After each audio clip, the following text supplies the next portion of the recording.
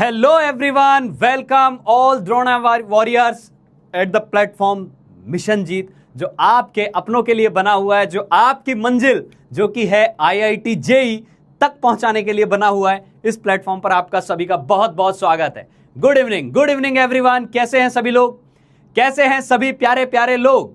हाँ जी, बहुत बढ़िया, शानदार। मैं मस्त हूं। उम्मीद है आप भी उतने ही मस्त होंगे। नमस्ते, सत श्री अकाल, good morning, good evening, good afternoon, जो प्यार से आप बोल दें। आप सभी के लिए बहुत सारा प्यार। और शुरू करते हैं आज का लेक्चर। हाँ जी, क्या am I audible to everyone? Someone is saying no voice, please check your internet because voice is perfect. जो हमारे भैया बैठे हैं वो बोल रहे हैं सर शानदार आवाज आ रही है, जोरदार आवाज आ रही है। Please check your internet once. Good evening, बहुत बढ़िया। हाँ जी, तो आपने फिजिक्स की क्लास कर ली है और फिजिक्स की क्लास के बाद अब शुरू करते हैं केमिस्ट्री की मिस्ट्री। और मुझे इतने प्यारे प्यारे डाउट सेशन के बाद जो आप लोगों के मैसेज आए भैया, मेरा इंस्टा डीएम फुल भरा हुआ था, मेल मेरा भरा हुआ था, है ना। मिशन जीत पर जो क्वेरीज आई है, वाह भाई मजा आ गया। लोगों ने इतना प्यार बरसाया कि सर जो भी डाउट्स थे एक एक डाउट आपने कवर कर दिया, छोटी छोटी बातें हमारी कवर हो गई। मॉड्यूल के एक दो सवाल किसी के रह गए, घबराइए मत भाई, जो रह गए वो होगा। मॉड्यूल का डिस्कशन होना बाकी है। जो क्वेश्चन आपके अभी रह गए उनको फिर से हम बताएंगे, बिंदास होके करेंगे। बाकी आप अपना एक बार अनुभव यहाँ कमेंट्स में बता दें, how was your doubt session. हालांकि मुझे यह भी पता चल गया कि तुम में से कितने लोगों ने डाउट सेशन अटेंड नहीं किया था, ये मुझे पता चल गया था, है ना। बहुत बच्चे थे जो संडे का जश्न मना रहे थे, डाउट सेशन अटेंड नहीं किया उन्होंने। और उन्होंने, उन प्यारे प्यारे मासूम बच्चों ने ये बात मुझे बता भी दी कि उन्होंने डाउट सेशन अटेंड नहीं किया, लेकिन डायरेक्ट नहीं बताई, सीधे नहीं बताई। उन्होंने पता क्या पूछा? उन्होंने पूछा सर कल जो टेस्ट होना था वो मेरी ऐप पर दिख नहीं रहा है, वो हुआ क्यों नहीं टेस्ट? अरे मेरे बालको, अरे मेरे मूर्ख बालको, कल आते तो पता चलता कि टेस्ट पोस्टपोन हो गया है ना।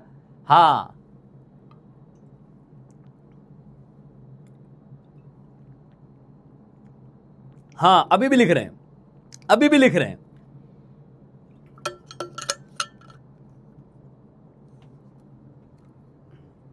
कई बच्चे कल डाउट सेशन में नहीं आए थे, है ना, और मस्तीखोरी में बोल रहे हैं कि सर वो टेस्ट नहीं मिल रहा, टेस्ट नहीं कब होगा। मैंने कहा अच्छा यार, ये बच्चा इतना चिंतित है टेस्ट के लिए, टेस्ट की बात करने आया है। अरे भैया टेस्ट वेस्ट के लिए चिंतित नहीं, वो आके ये बता रहे हैं कि देखो हम टेस्ट के लिए कितने उत्सुक थे। ट्रुथ इज कि आप पकड़े गए कि आप डाउट सेशन में आए नहीं। बेटा डाउट सेशन में आया जरूर करो, क्योंकि आपका डाउट रहे ना रहे, हो सकता है कुछ नई चीज लेक्चर जैसी कुछ बता दें हम लोग, है ना। और डाउट सेशन क्या होता है, एक्चुअली अपनी बातें होती हैं, है ना, जो हमने 5 दिन में बहुत सारी मेहनत की होती है, रगड़ा होता है, घिसा होता है। इस दिन सैटरडे के दिन हम बैठ के बातें करते हैं कि हाँ भाइयों क्या हालचाल, कहाँ अटक गए थे आप लोग, चलिए देखते हैं कौन सी चीजें दिक्कत कर रही थी, उनको किनारे लगाते हैं और साथ के साथ कुछ मधुर अच्छी बातें भी हो जाती हैं। ठीक है, आया करो सभी लोग। चलिए तो आज का एजेंडा शुरू करते हैं। सभी लोग यदि आ गए हैं यहाँ तो हार्ट की पंपिंग कर दें फटाफट, हार्ट की पंपिंग यहाँ पर कर दें और थम्स अप दे दें। तो अपन शुरू करते हैं आज का एजेंडा। और आज का एजेंडा काफी काफी काफी महत्वपूर्ण है। मतलब जेई के ऑलमोस्ट, जेई मेंस में तो ऑलमोस्ट बोल रहा हूं मैं आपको, हर अल्टरनेट ईयर पर एक सवाल आ ही जाता है। आज के लेक्चर में हम जो पढ़ने जा रहे हैं उससे, है ना, मेंस में बोल रहा हूं। फिर बोलेंगे सर एडवांस में नहीं आता है क्या? ऐसा है भैया, एडवांस में जब चीजें आती हैं तो 2-4 टॉपिक की मिलाकर आती हैं। तो अभी तो हमने टॉपिक ही कहां पढ़े हैं, अभी तो पहला ही चैप्टर चल रहा है। ठीक है, तो जेई एडवांस के पीवाईक्यूज देखना आप मॉड्यूल में, उतने कंसिस्टेंट नहीं दिखेंगे कि 2026 में भी आए, 25 में भी आए, 24 में भी आए ना। क्यों, ऐसा क्यों होता है सर? क्योंकि मोल का यूज थर्मोडायनेमिक्स में कर लिया होगा और सवाल मेनली थर्मोडायनेमिक्स से पूछ लिया होगा, तो वो पीवाईक्यू आपको थर्मो में मिलेगा। अच्छा, मोल का यूज 12th के किसी चैप्टर में कर लिया होगा और फिर पूछ लिया होगा। जेई एडवांस का फ्लेवर ये है, जेई एडवांस की जो खुशबू है ना वो ऐसी ही होती है भाई। ठीक है, वो धीरे धीरे समझ में आएगी, जिस दिन समझ में आएगी मजा आ जाएगा, तू नाचेगा, क्लियर, तैरने लगेगा तू, वाह यार जेई एडवांस क्या क्या चीज है, प्यार हो जाएगा तुझे। मुझे बड़ी मोहब्बत है एडवांस वालों से। मेंस वाले फिर भी ऑलमोस्ट रिपीटेटिव चीजें पूछते रहते हैं, वही चीजें पूछते हैं जो कॉमनली एक ही टॉपिक के साथ जुड़ी हुई होती है। तो आज का जो हम टॉपिक पढ़ने जा रहे हैं इसमें ऑलमोस्ट जेई में मसाला आता ही आता है 4 नंबर का। तो अपना फोकस पूरा यहां पर लगा देना और इजी भी है, आसानी से समझ में आ जाएगा। ठीक है बेटा, ठीक है, चलिए चलिए तो आज का एजेंडा शुरू करते हैं। पहले वही जो होमवर्क में आपको क्वेश्चन दिए वो डिस्कस कर रहे होंगे। उस डिस्कशन के बाद आज हम शुरू करने वाले हैं molecular versus empirical formula. Empirical formula निकालते कैसे हैं? परसेंटेज कॉम्पोजिशन से। परसेंटेज कॉम्पोजिशन याद है? अभी प्रीवियस क्लास में पढ़ा के आया हूं, मास परसेंट, मोल परसेंट। देख, प्रीवियस क्लास छोड़ी, आज की गई, आज की छोड़ी कल की जाएगी, कल की छोड़ी परसों की जाएगी, 2-4 छोड़ दी, चैप्टर गया। क्लास ना छोड़े भाई, क्लास ना छोड़े। तुझे जितना समझ में आ रहा है उतना लिख पर क्लास अटेंड कर। समझ में यदि 10-20% नहीं भी आई ना, दोबारा सुन के आ जाएगी, डाउट सेशन में कवर हो जाएगा। बट तूने अटेंड ही नहीं करी तो तुझे यह भी पता नहीं होगा कि तुझे डाउट क्या है।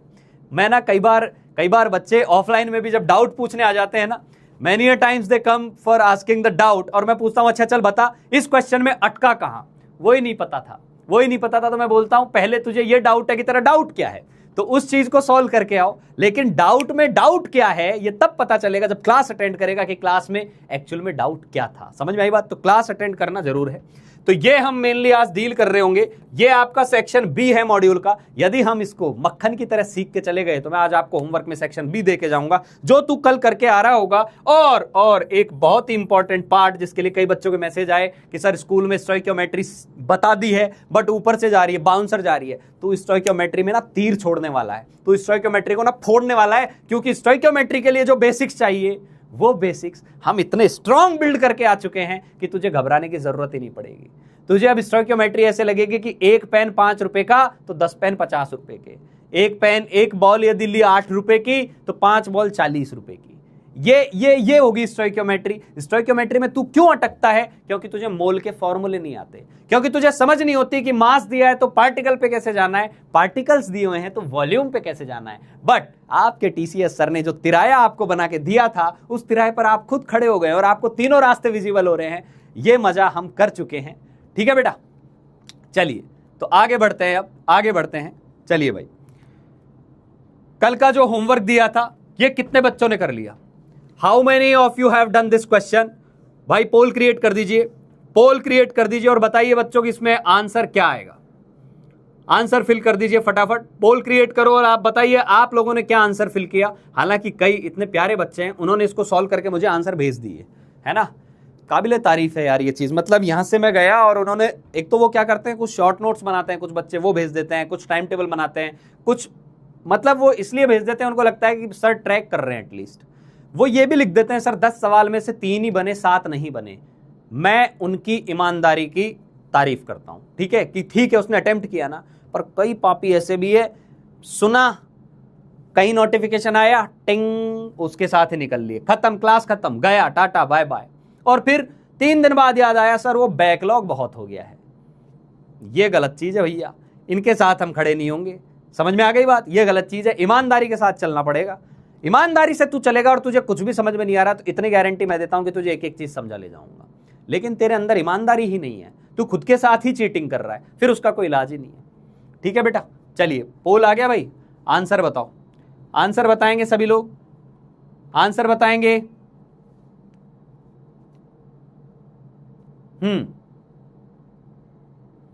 क्या आंसर आ रहा है? B D. ठीक है भाई, चलिए भाई, ठीक है भाई। थोड़ी देर ये ना चैट ऑफ कर दो। ये जो बच्चा है, एक दो इनकी एक आईडी निकाल लो। एक तो इनको अपन 2-4 दिन में निकालते हैं, ये जो कंटिन्यूस एक ही टाइप का जो मैसेज करते हैं इनको, हाँ लिखते जाओ इस आईडी को, वापस फिर थोड़ी देर में स्टार्ट कर देना। ठीक है, चलिए जी शुरू करते हैं भाई, इसको सॉल्व करते हैं। अब ध्यान से सुनना, कंपाउंड के अंदर सोडियम है ना, और कितना है? अब वही बॉक्स वाली जो आपको समस्या समझाई थी ना मॉड्यूल के अंदर। अच्छा, मैंने डाउट सेशन में बहुत अच्छी बातें भी बता गया जिनने अटेंड नहीं किया था। मॉड्यूल के क्वेश्चन सॉल्व कैसे करने हैं, मेथड बताया था प्रॉपर। और जितने बच्चे मॉड्यूल के क्वेश्चंस में अटक रहे थे उस मेथड से जाएंगे तो चांसेस हैं कि वो जितने क्वेश्चन कर पा रहे थे उससे 50% ज्यादा क्वेश्चन वो अटेम्प्ट कर ले जाएंगे। सर हमने तो डाउट सेशन अटेंड ही नहीं किया, मॉड्यूल स्ट्रेटेजी का कैसे करें? ठीक है, मैं एक काम करूंगा, उसमें से वीडियो कट करके तेरे लिए ये काम भी करवा दूंगा। भाई तू पढ़ तो सही। ठीक है, तो ये बॉक्स बनाया और इसमें लिखा कि एक कंपाउंड है बड़ा सा, जिसके अंदर सोडियम भी है, और सोडियम कितना है? 11.5% है, 11.5% है। ठीक है, परसेंटेज दी हुई है, लेकिन हमें ये तो पता ही नहीं है कि सोडियम के एटम कितने हैं। क्लियर, मतलब इसका कुछ तो फॉर्मूला होगा, मुझे नहीं पता क्या होगा इस एलिमेंट के अंदर, हो सकता है कार्बन हो सकता है हाइड्रोजन हो सकता है नाइट्रोजन हो। ये क्या लिख रहे हो सर, एबीसी अननोन वेरिएबल है, ना मुझे पता है कार्बन है ना मुझे पता है हाइड्रोजन। मैं तो लिख रहा हूं, पर मैं साथ में ये भी लिख रहा हूं कि उसमें सोडियम और है, उसमें सोडियम है, इसके बारे में हम श्योर हैं, इनके बारे में कुछ नहीं पता, नहीं पता, इनका नहीं पता कि है या नहीं है। सवाल बोल रहा है ये कंपाउंड का फॉर्मूला कुछ भी हो सकता है, पर इसके अंदर सोडियम जरूर है। हाँ भाई, अब देखो ऑप्शन बच्चों ने क्या दिए हैं, क्या ऑप्शन बच्चों ने फिल किया है 20, अच्छा बी ऑप्शन अधिकतर बच्चों का आ रहा है। ठीक है, देखते हैं भाई। तो श्योर किसके बारे में, सोडियम उसके अंदर जरूर है। फिर वो क्या बोल रहा है, अच्छा तो सोडियम के कितने एटम है आपके दिमाग में, ये आना चाहिए, क्योंकि सोडियम का एक एटम है, मान लो सोडियम का एक एटम होगा तो सोडियम का मास क्या होगा, एक एटम होगा तो सोडियम का मास क्या होगा, मास ऑफ सोडियम क्या आ जाएगा भाई, मास ऑफ सोडियम आएगा 23। अच्छा, दो एटम होंगे तो, दो हुए तो 46, तीन एटम हुए तो 69, यानी सोडियम का एक एटम से लेकर कितने भी एटम हो सकते हैं हमें नहीं पता। तो फिर सर हम क्या माने, एक माने, दो माने, तीन माने, तू वो मान जो क्वेश्चन तेरे को मानने के लिए बोल रहा है। क्वेश्चन क्या बोल रहा है सर, क्वेश्चन बोल रहा है कैलकुलेट मिनिमम, जब भी मिनिमम मॉलिक्यूलर वेट लिखा हो, ज्ञान की बात, जब भी whenever they ask for minimum molecular weight,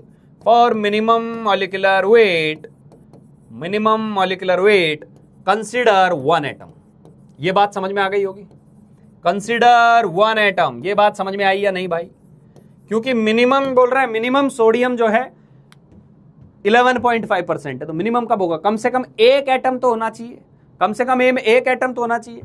sodium का एक एटम होगा तो मास ऑफ सोडियम 23 होगा। अब परसेंटेज मास ऑफ सोडियम लिखना है तो क्या करेगा सर, ऊपर लिखेंगे मास ऑफ सोडियम, नीचे लिखेंगे पूरे मॉलिक्यूल का मास, यानी मॉलिक्यूलर मास, समझ में आई बात, इनटू 100, यही तो आएगा परसेंटेज का फॉर्मूला,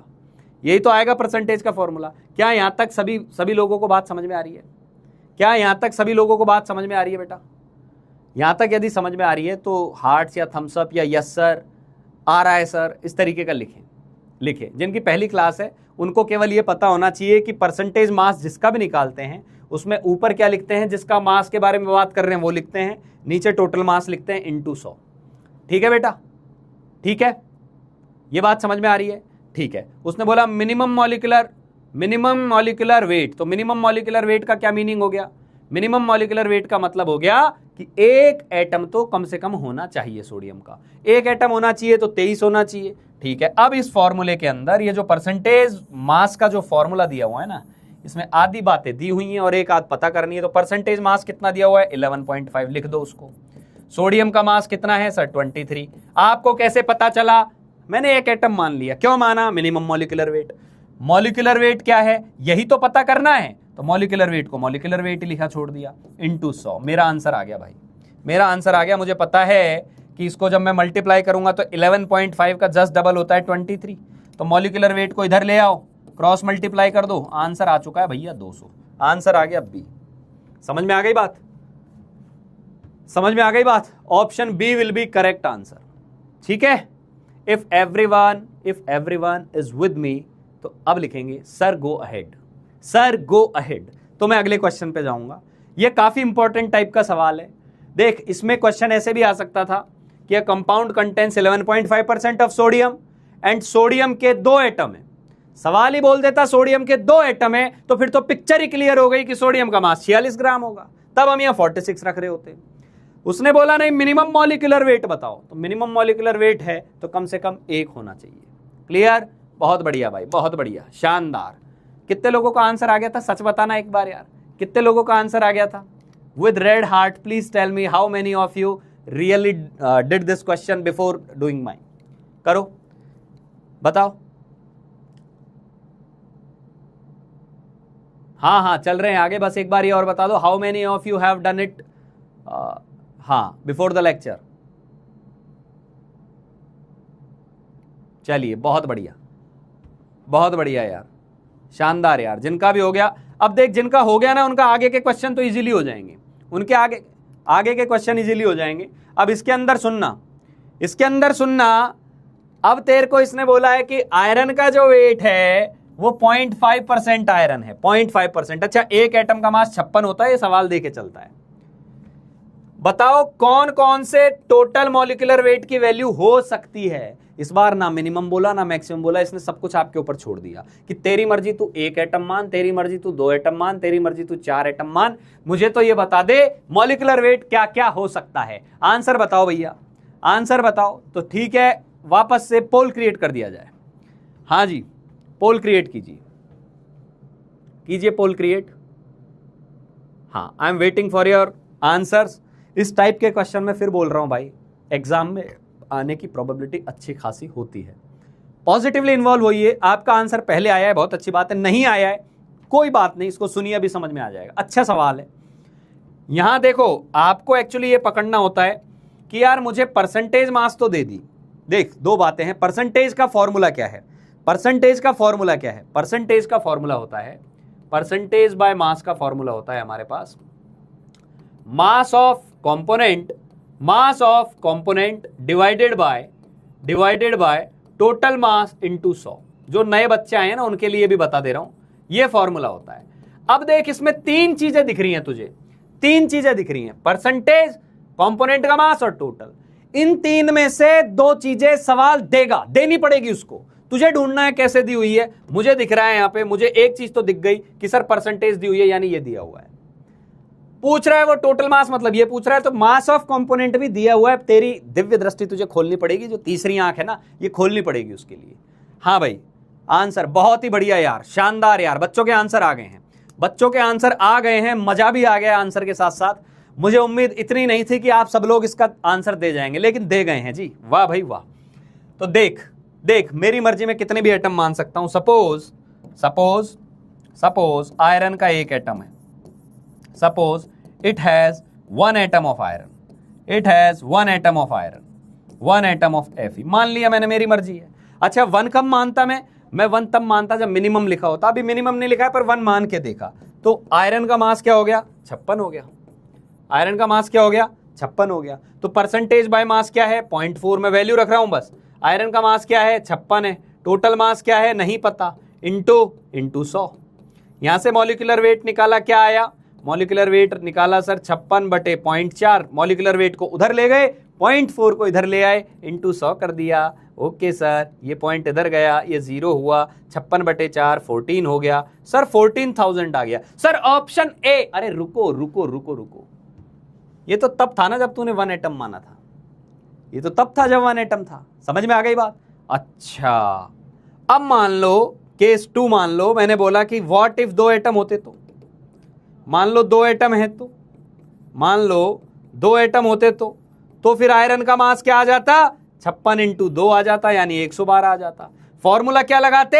यही लगाते, 0.4 is equal to 112 divided by molecular weight into 100। अब इसको सॉल्व करते तो मॉलिक्यूलर वेट क्या आता? डबल आ जाता। कितना आता? 28,000 आता। अरे समझ में आ रही है बात? 3 होते तो आप क्लियर हो गई सर, यानी 14,000 का मल्टीपल आता। समझ में आई बात? समझ में आ गई बात? ये पॉइंट कितने लोगों को समझ में आया? ओते सर जी ओते। मेरे को तो समझ में आ गया, आपको समझ में आया या नहीं आया? आपको समझ में आया या नहीं आया? हाँ ठीक है। अच्छा, आज पोल यदि नहीं भी चल रहा है तो दुखी मत हो, है ना? हाँ, कोई ना कोई आ रही है, उसमें दिक्कत हो जाएगा, वो सही। आप तो जैसे ही मैं बोलूँ ना पोल का मतलब ये चैट को पोल मान लेना और अपने आंसर यहाँ पर धमाधम लिखना चालू कर देना। कोई बात नहीं, poll is not working, chat is working. भाई मुझे चैट दिख रही है तेरी, ठीक है? मक्खन जी मक्खन, समझ में आ गया भाई? तो एक चीज समझ में आई कि मिनिमम मॉलिक्यूलर वेट बोले तो एक ही एटम मानना है। सवाल ही बोल दे 2 एटम है तो 2 ही मानने हैं। सवाल बोल दे 4 एटम है तो 4। एक ऐसा भी सवाल आ जाए जिसने बोला नहीं भाई तेरी मर्जी है, जो माने मान ले और आंसर बता, तो हमने क्या किया? 1 से निकाल लिया, इतना आया, फिर हमने बोला इसी के मल्टीपल में आंसर आएगा। मतलब ये 14,000 भी हो सकता है, 28 भी हो सकता है, यानी मल्टीपल ऑफ 14,000 आंसर आएगा। मल्टीपल समझते हो ना सर? ये मल्टीपल क्या होता है? यानी जो भी नंबर आएगा उसको डिवाइड करके देखना, इंटीजर वैल्यू आ रही है तो क्या बोल गए, चलो छोड़ो यार।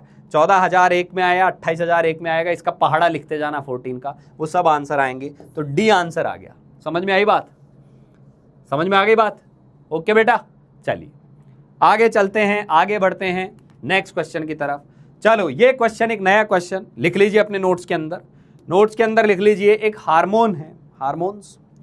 तो हार्मोन में दिया हुआ है कि सल्फर जो है ना 3.4% है, यानी वही फॉर्मूला अपने जहन में, अपने दिमाग में रखे कि परसेंटेज मास क्या होता है, मास ऑफ कंपोनेंट। अब यहां कंपोनेंट कौन हो गया, सल्फर हो गया जी, ठीक है, डिवाइडेड बाय टोटल मास जी, ठीक है, इनटू 100। इन तीन में से एक सूचना पता चली कि 3.4 सल्फर है, यानी परसेंटेज पता चल गई।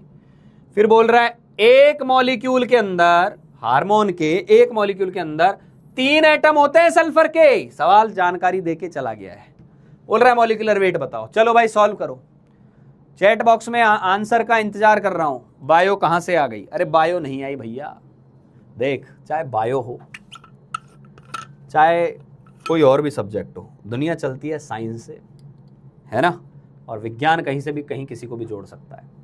बायो वाले केमिस्ट्री के बिना अधूरे हैं, बायो वाले केमिस्ट्री के बिना अधूरे हैं। बायो में भी अल्टीमेटली साइंस ही लग रही है, केमिस्ट्री ही लग रही है ना।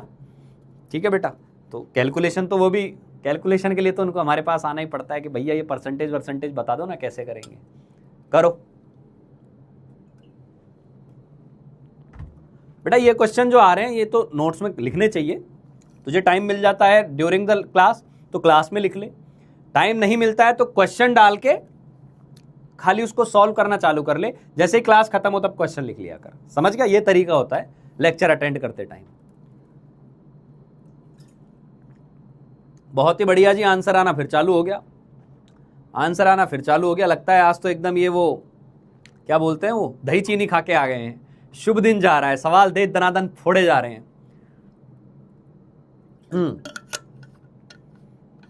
बी पता नहीं कहां से ले आ रहे हैं, देखते हैं भाई, हो सकता है बी भी आ रहा हो। मैं भी क्या है तुम्हारे साथ ही सॉल्व करता हूं सवाल को, यही पता चलेगा क्या आंसर आएगा। हाँ, लेकिन अधिकतर का ए आ रहा है, तो डेमोक्रेसी के हिसाब से तो लग रहा है आंसर ए ही जाना चाहिए, है ना। डेमोक्रेसी समझते हो ना, वोट वोट वोट जिसके ज्यादा उसको जिता देते हैं। चलिए, लेकिन साइंस है भैया, साइंस डेमोक्रेसी से नहीं फैक्ट से चलती है। तो देखते हैं अपन कैसे आगे आएगी चीज। शुरू करें सॉल्व करना। हाँ, लिख लिया, अधिकतर बच्चों ने सॉल्व कर लिया है इसको। चलो बेटा, चलिए शुरू करते हैं जी। सल्फर का परसेंटेज दिया हुआ है। अच्छा, सल्फर के एक एटम का मास कितना होता है तो सभी को पता है। अच्छा देखो, 32 होता है सर, तो 3 एटम का मास कितना होगा, 3 सल्फर एटम का मास कितना होगा, मास ऑफ 3 एटम्स कितना आ जाएगा सर, 32 इंटू 3 आएगा, यानी 96 आएगा। कितना आएगा, 96। यानी हमें न्यूमरेटर पता है, परसेंटेज पता है, तो टोटल मास आना ही है यार, है ना, कौन सी बड़ी बात है। तो ये 3.4 ऊपर आ गया 96, नीचे लिखेंगे मॉलिक्यूलर वेट, टोटल मास मतलब मॉलिक्यूल का मास इनटू 100। बस यही था, हाँ जी यही था। तो मॉलिक्यूलर वेट क्या आ गया, मॉलिक्यूलर वेट आ गया 96 इंटू 100 डिवाइडेड बाय 3.4। अब देख तेरे को अप्रोक्सीमेशन समझाता हूं। मुझे अभी ये चीज समझ में आई कि यार 32 को 3 से गुणा किया तो 96 आया, 32 को 3 से गुणा किया तो 96 आया, और नीचे मुझे 34 दिख रहा है क्योंकि ऊपर एक 10 और चला गया। ठीक है, तो ये 32 होता तो ये क्या आता, 3000। ये 32 होता तो 32 इसको 3 बार उड़ा देता तो 3000, तो 3000, लेकिन ये 32 नहीं 34 है, यानी 3000 से थोड़ा कम, लेकिन 3000 के आसपास। तो मैं भाई एकदम सीधा बोलूंगा, सर मेरा आ गया 23.5 AMU। AMU लिखो, यू लिखो, ग्राम पर मोल लिखो। ये कब लिखने हैं, यूनिट देख लेना यार, सवाल पे डिपेंड करता है। मॉलिक्यूलर वेट बोल दे तो ये जाता है, मोलर मास बोल दे तो ये जाता है, कोई फर्क नहीं पड़ता। तेरा आंसर आ गया ना, बिंदास रहे, यूनिट पे मत जा। ठीक है भाई, तेरा आंसर आ गया तो इस पे जा, आंसर आ गया ए। ठीक, बहुत बढ़िया, बहुत उम्दा, शानदार, समझ में आ गया यार। परसेंटेज कॉम्पोजिशन तुम लोगों को बढ़िया चमक गया इसका मतलब। ठीक है, मुझे लग रहा था इस सवाल में बहुत टाइम लगेगा, कर ले रहे हैं। चलिए अगला करते हैं। ओ भाई साहब, जेई मेन 2019, जेई का तड़का आ गया है, जेई का तड़का। जेई का तड़का तो समझते हैं ना आप, जब डिश बन रही है, सब्जी बन रही है, तो उसमें थोड़ा मसाला डाल के जो तड़का देते हैं उससे डिश जोरदार सी हो जाती है। तो मैं जेई का तड़का मार लाता हूँ थोड़ा सा, और ये तड़का ही है अभी। और जेई के लिए तो PY यूज करेंगे, तो एक्सरसाइज 3 में जाएंगे तो वहाँ सारा मसाला मिलेगा, जो इतना जितनी इच्छा है उतना खा लेना उसको। ठीक है, मैं तो बस ये दिखाने लाता हूँ कि छोटी छोटी चीज़ों से भी सवाल आते हैं। उसने बोला है परसेंटेज कॉम्पोजिशन कार्बन का कितना होगा, बाई मोल पूछा है मीथेन के अंदर। बताओ भाई ऑप्शन बताइए क्या आंसर आएगा। सर मेरा आ गया था आंसर, लव यू बडी, अच्छी बात है, आ गया था तो बहुत ही अच्छी बात है बेटा, है ना। मैं तो चाह ही रहा हूं यार सभी का आंसर आए। जी यहां पर भी आ गया है किसी का आंसर। बताओ, कार्बन का पूछा है, ध्यान से सुनना। अब है ना किसी का 25 75 जो भी आ रहा हो तो ये चेक कर लेना कार्बन का कितना है और हाइड्रोजन का कितना है। ओह शिट सर, कार्बन का पूछा था मैंने, हाइड्रोजन का बता दिया सर, लेकिन -1 हो गया सर। नहीं भाई, प्रेजेंस ऑफ माइंड पूरा रहना चाहिए। एग्जाम जब आप लिखने जा रहे हैं तो नेगेटिव स्कोरिंग वाले एग्जाम होते हैं ये, है ना। हाँ चलिए जी, B for Bombay, C for Calcutta. अधिकतर लोग बी और सी में घूम रहे हैं, देखते हैं भाई। अब मैं समझ गया ये क्यों ऐसे ऐसे आंसर आ रहे हैं अलग अलग। चलो दोनों तरीके से सॉल्व करके बताता हूं इसको। पहले बाय मोल करते हैं। सर हमें कुछ दिया ही नहीं है, मोल वोल दिए ही नहीं है, तो ठीक है, ऐसे केस में क्या करना है। ऐसे केस में 1 मोल मीथेन यदि तू ले लेता है, 1 मोल मीथेन, तो इसमें बताओ कार्बन के मोल कितने होंगे। फटाफट बताओ। सर कार्बन के मोल आएंगे 1 मोल में 1 ही मोल आएंगे क्योंकि एटॉमिसिटी 1 है, 1 मोल आ गए। ठीक है, तो हाइड्रोजन के मोल कितने आएंगे, मोल ऑफ हाइड्रोजन कितने आएंगे, 1 मोल के अंदर। सर 1 मोल के अंदर 4 मोल हाइड्रोजन आएंगे, 4 मोल। ओके 4 मोल आएंगे, ठीक है। तो बस मोल आ गए तो कहानी खत्म, टाटा खत्म। जो लोग 25 75 दे रहे हैं शायद उनका आंसर पता नहीं मास से आ रहा होगा, किससे आ रहा होगा, देखते हैं अभी। तो टोटल मोल कितने आ गए, टोटल मोल ऑफ एटम्स कितने आ गए, टोटल मोल ऑफ एटम्स। तो 1 मोल तो किसके आ गया, कार्बन का, 4 मोल हाइड्रोजन का, तो 5 मोल आ गया। कंफ्यूज मत होना। आप बोलोगे सर आपने तो 1 मोल लिया था टोटल। बेटा टोटल तो ये मॉलिक्यूल का मोल है ना, मॉलिक्यूल का, है ना। जैसे ये CH4 ऐसा होता है, तो बताइए इस CH4 में मैं मान लो 1 मॉलिक्यूल लेता हूं तो कितने कार्बन दिख रहे हैं, 1 ही दिख रहा है। हाइड्रोजन कितने दिख रहे हैं, 4 दिख रहे हैं सर, 4 गुना हाइड्रोजन हो जाते हैं। मान लो 10 ले लेता तो कार्बन तो 10 ही रहते, हाइड्रोजन 40 हो जाते, वैसा वाला 5 मोल। तो परसेंटेज ऑफ कार्बन पूछा है, कार्बन के मोल का परसेंटेज क्या आएगा। तो 1 मोल यानी mole of carbon upon mole of carbon plus mole of hydrogen into 100, ये होगा। तो कितना आ गया, 1/1 + 4 इंटू 100 यानी 20%। अब जिन लोगों का 25 75 आया, पता है उनने क्या गलती की है। ये सवाल सही होता उनका, बस उन्होंने क्या किया है, मास से निकाल दिया, मास से। कार्बन 12 होता है, हाइड्रोजन 4 होता है। तेरे कानों में बात जा रही है तो तुझे रियलाइज हो गई तेरी मिस्टेक। कार्बन 12 हाइड्रोजन 4, तो सर टोटल 16 हो गया। क्या बात कर रहे हो सर, 12/16 तो 75 होता है। होता ये भी सही, लेकिन परसेंटेज बाय मास आता। तो जेई ने पूछा है ना, तो डायरेक्ट तो नहीं देगा वो, मास के हिसाब से तो नहीं पूछेगा। Clear, if it is clear, yes आप बोल सकते हैं this is Lallu problem, but इस लल्लू प्रॉब्लम ने भी बहुत लोगों को लल्लू बनाया। तो लल्लू प्रॉब्लम ने जिनको लल्लू बनाया वो 75% दिया है। समझ में आ गई बात, इस बात का ध्यान रखना था। ठीक है बेटा, क्लियर। आगे बढ़े, बहुत बढ़िया, सबको समझ में आया। आगे चले बेटा। आज हार्ट वार्ट नहीं दिख रहे यार, क्या हो गया, चैट के अंदर हार्ट गायब हो गए क्या कहीं से। हाँ जी ठीक है, मक्खन, okay got it sir, love you all बेटा। चलिए ठीक है,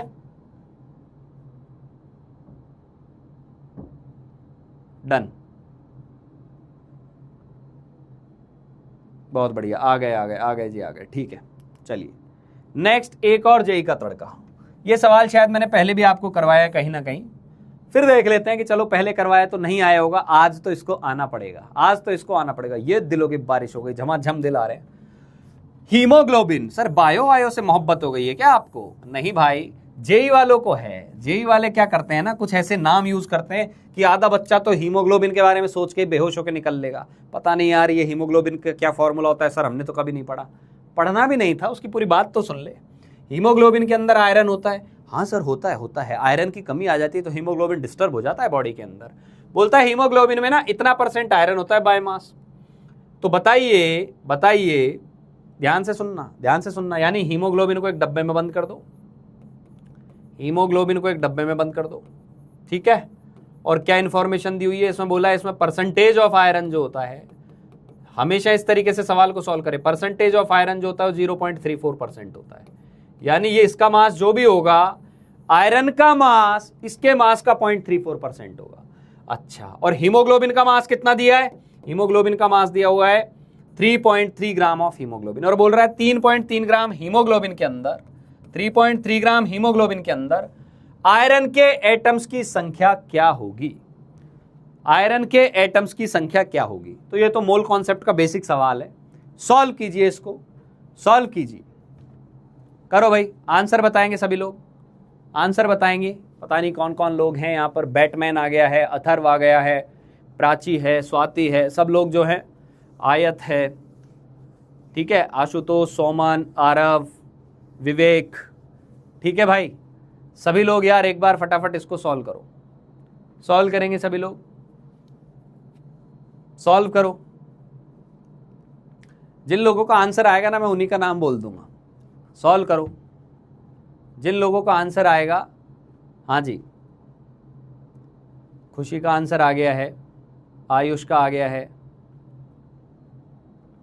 सॉल्व कीजिए सभी लोग।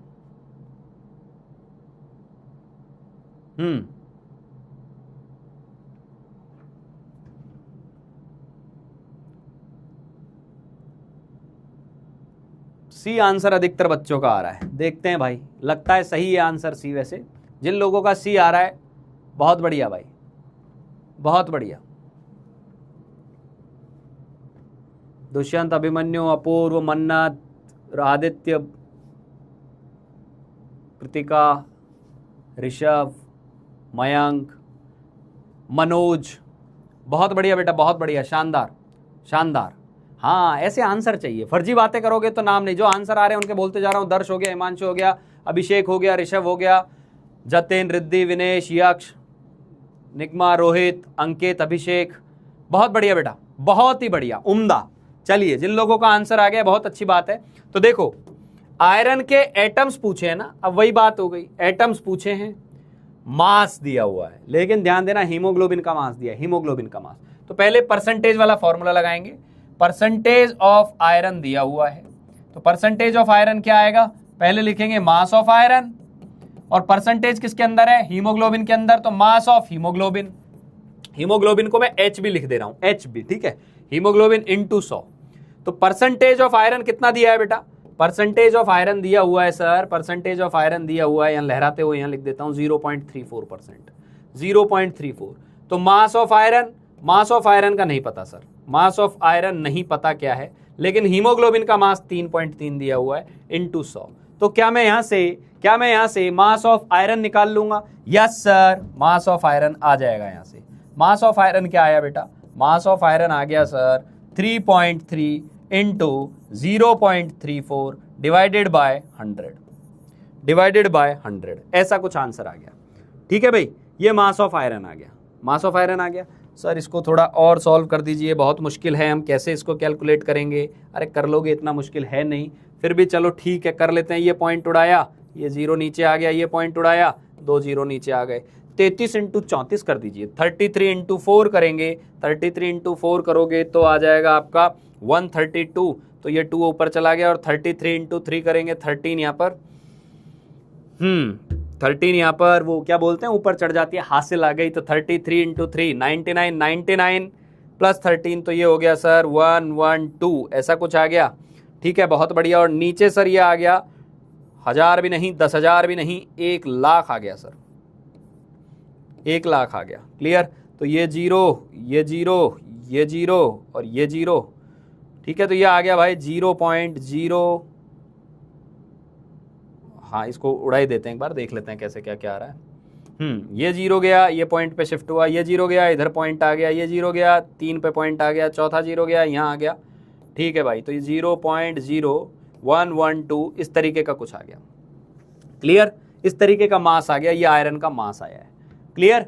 मास ऑफ आयरन आ गया, तो अब मोल निकाल लेंगे, मोल निकाल लेंगे, क्योंकि एटम्स पे जाना है ना। मास आ गया तो मोल निकाल लो आयरन के। मोल कितने आ जाएंगे? 0.0112 डिवाइडेड बाय 56, डिवाइडेड बाय 56, इतने कुछ आ जाएंगे। ठीक है, इतने कुछ आ जाएंगे। इसको सॉल्व कर लेना। ये मोल आ गए तो नंबर ऑफ एटम्स कितने आ जाएंगे? नंबर ऑफ एटम्स आपके आएंगे 0.0112 बाय 56 इंटू Na 6.02 इंटू 10 की पावर 23। यहीं से मेरे को एक चीज दिख रही है, ये 112 है, ये 56 है, तो 2 का फैक्टर आ जाएगा, 2 का फैक्टर आ जाएगा, 2 इंटू 6 करेंगे 12 हो जाएगा, और 12 और यहाँ से आपने 1000 वाली पावर यहाँ से कम भी करी है तो ये 10 के पावर 20 वाला फैक्टर आ जाएगा, 1.21 इंटू 10 टू द पावर 20। बहुत बढ़िया जी। कितने लोगों का आ गया था? जिन लोगों का ये आंसर आ गया, जिन लोगों का ये आंसर आ गया वो फटाफट करो इसको, करो भाई, जिन लोगों का आंसर आ गया करो करो करो। जिन लोगों का आंसर आ गया वो बताएंगे एक बार कि हाँ सर मेरा आ गया है। जिन लोगों का आ गया वो फटाफट सॉल्व करके बताएंगे कि सर मेरा आंसर आ गया। करो।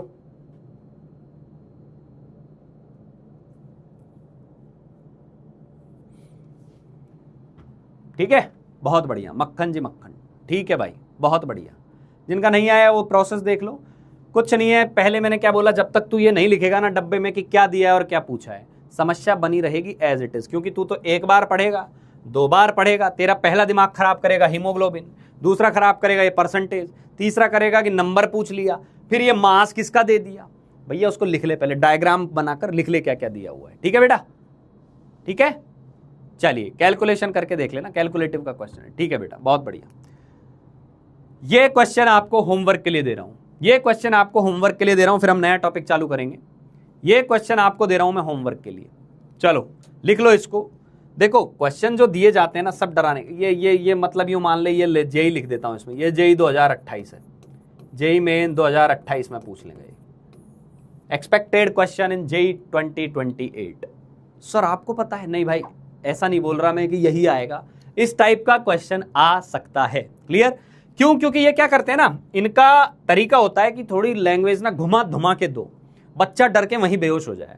जबकि सवाल में कोई तंत्र नहीं है। ये क्या बोल रहा है, एक कंपाउंड है जो नायलॉन बनाने में काम आता है, ये दुनिया भर की इंफॉर्मेशन दी है जो कोई काम की नहीं है। जबकि काम की क्या है, 43.8% ऑक्सीजन है उसके अंदर, यानी ऑक्सीजन का परसेंटेज है। साथ के साथ उसने ये भी बोल दिया ऑक्सीजन के जो एटम्स हैं वो कितने हैं, 4 हैं। 4 एटम का मतलब 64 हो गया। यानी ऑक्सीजन का मास पता है, ऑक्सीजन का परसेंटेज पता है, तुझे मॉलिक्यूलर फॉर्मूला पता चल गया, मतलब मॉलिक्यूलर वेट पता चल गया। मॉलिक्यूलर वेट पता चल गया यानी मोलर मास पता चल गया। तो मोलर मास पता चल गया तो ये भी पता चल जाएगा कि 2.92 ग्राम में मोल कितने होंगे, और मोल कितने होंगे तो एटम्स या मॉलिक्यूल जो भी पूछे वो कितने होंगे तो निकाल ही लेगा। समझ में आई क्या बात?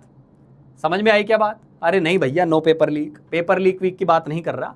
ये चीज का मतलब ये होता है कि इस टाइप के क्वेश्चन पूछे जाने की संभावना ज्यादा होती है। क्लियर? जहां वो दुनिया भर का ताम झाम चीजें आपको लिख के दे, तू डरे, तू चित्त पड़ जाए बेहोश होके, जबकि बाहर आएगा तो समझ में आएगा अच्छा ये 4-5 लाइन की जो चीज लिखी हुई थी डराने के लिए दी थी। जी हां, ठीक है।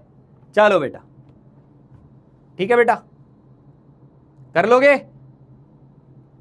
चलो जी, चलो जी, आगे बढ़ते हैं। फिर शुरू करते हैं एक नया topic, molecular formula versus empirical formula. Heading डालेंगे कॉपी के अंदर, है ना, हैशटैग करके एकदम, molecular formula versus empirical formula, a new topic and very important topic.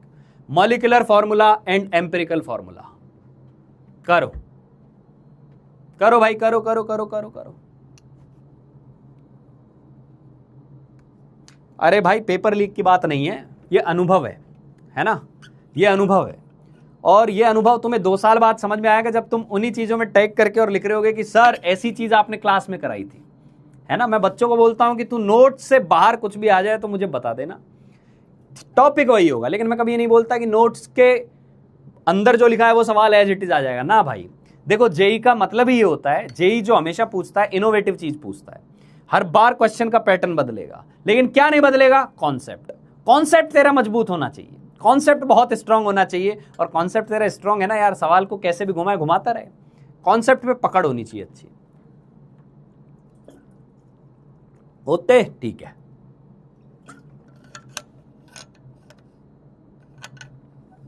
चलो भाई, चलिए आ जाइए, पढ़ते हैं मॉलिक्यूलर फॉर्मूला और एम्पिरिकल फॉर्मूला में क्या अंतर है, एम्पिरिकल फॉर्मूला की जरूरत क्यों पड़ी, इस चीज को क्यों पढ़ना चाहिए। ठीक है, चलो मेरी बात सुनना, ढंग से सुनना, एक बार शांति से बिना अभी कुछ लिखे एक बार रुक जाएं और सुने जो मैं बता रहा हूं। एक्चुअली क्या होता है, ध्यान से सुनना, एक्चुअली क्या होता है, एक्सपेरिमेंट जब किए जाते हैं तो एक्सपेरिमेंट में यह पता चल जाता है, एक्सपेरिमेंट में यह पता चल जाता है कि एक कंपाउंड के अंदर कार्बन कितना है, हाइड्रोजन कितना है, ऑक्सीजन कितना है, अलग अलग रिएक्शन कराते हैं और उससे पता चल जाता है अच्छा इसके अंदर इतना % कार्बन है, इतना % हाइड्रोजन है, इतना % ऑक्सीजन है, यानी जो हम पढ़ के आए हैं परसेंटेज बाय मास हमें पता चल जाता है इतना % है। उससे हम निकालते हैं एम्पिरिकल फॉर्मूला, फिर एम्पिरिकल फॉर्मूला से निकालते हैं मॉलिक्यूलर फॉर्मूला। समझ में आई बात? यानी फ्लो समझना, फ्लो समझना। हमने चैप्टर ऐसा पढ़ाई क्यों?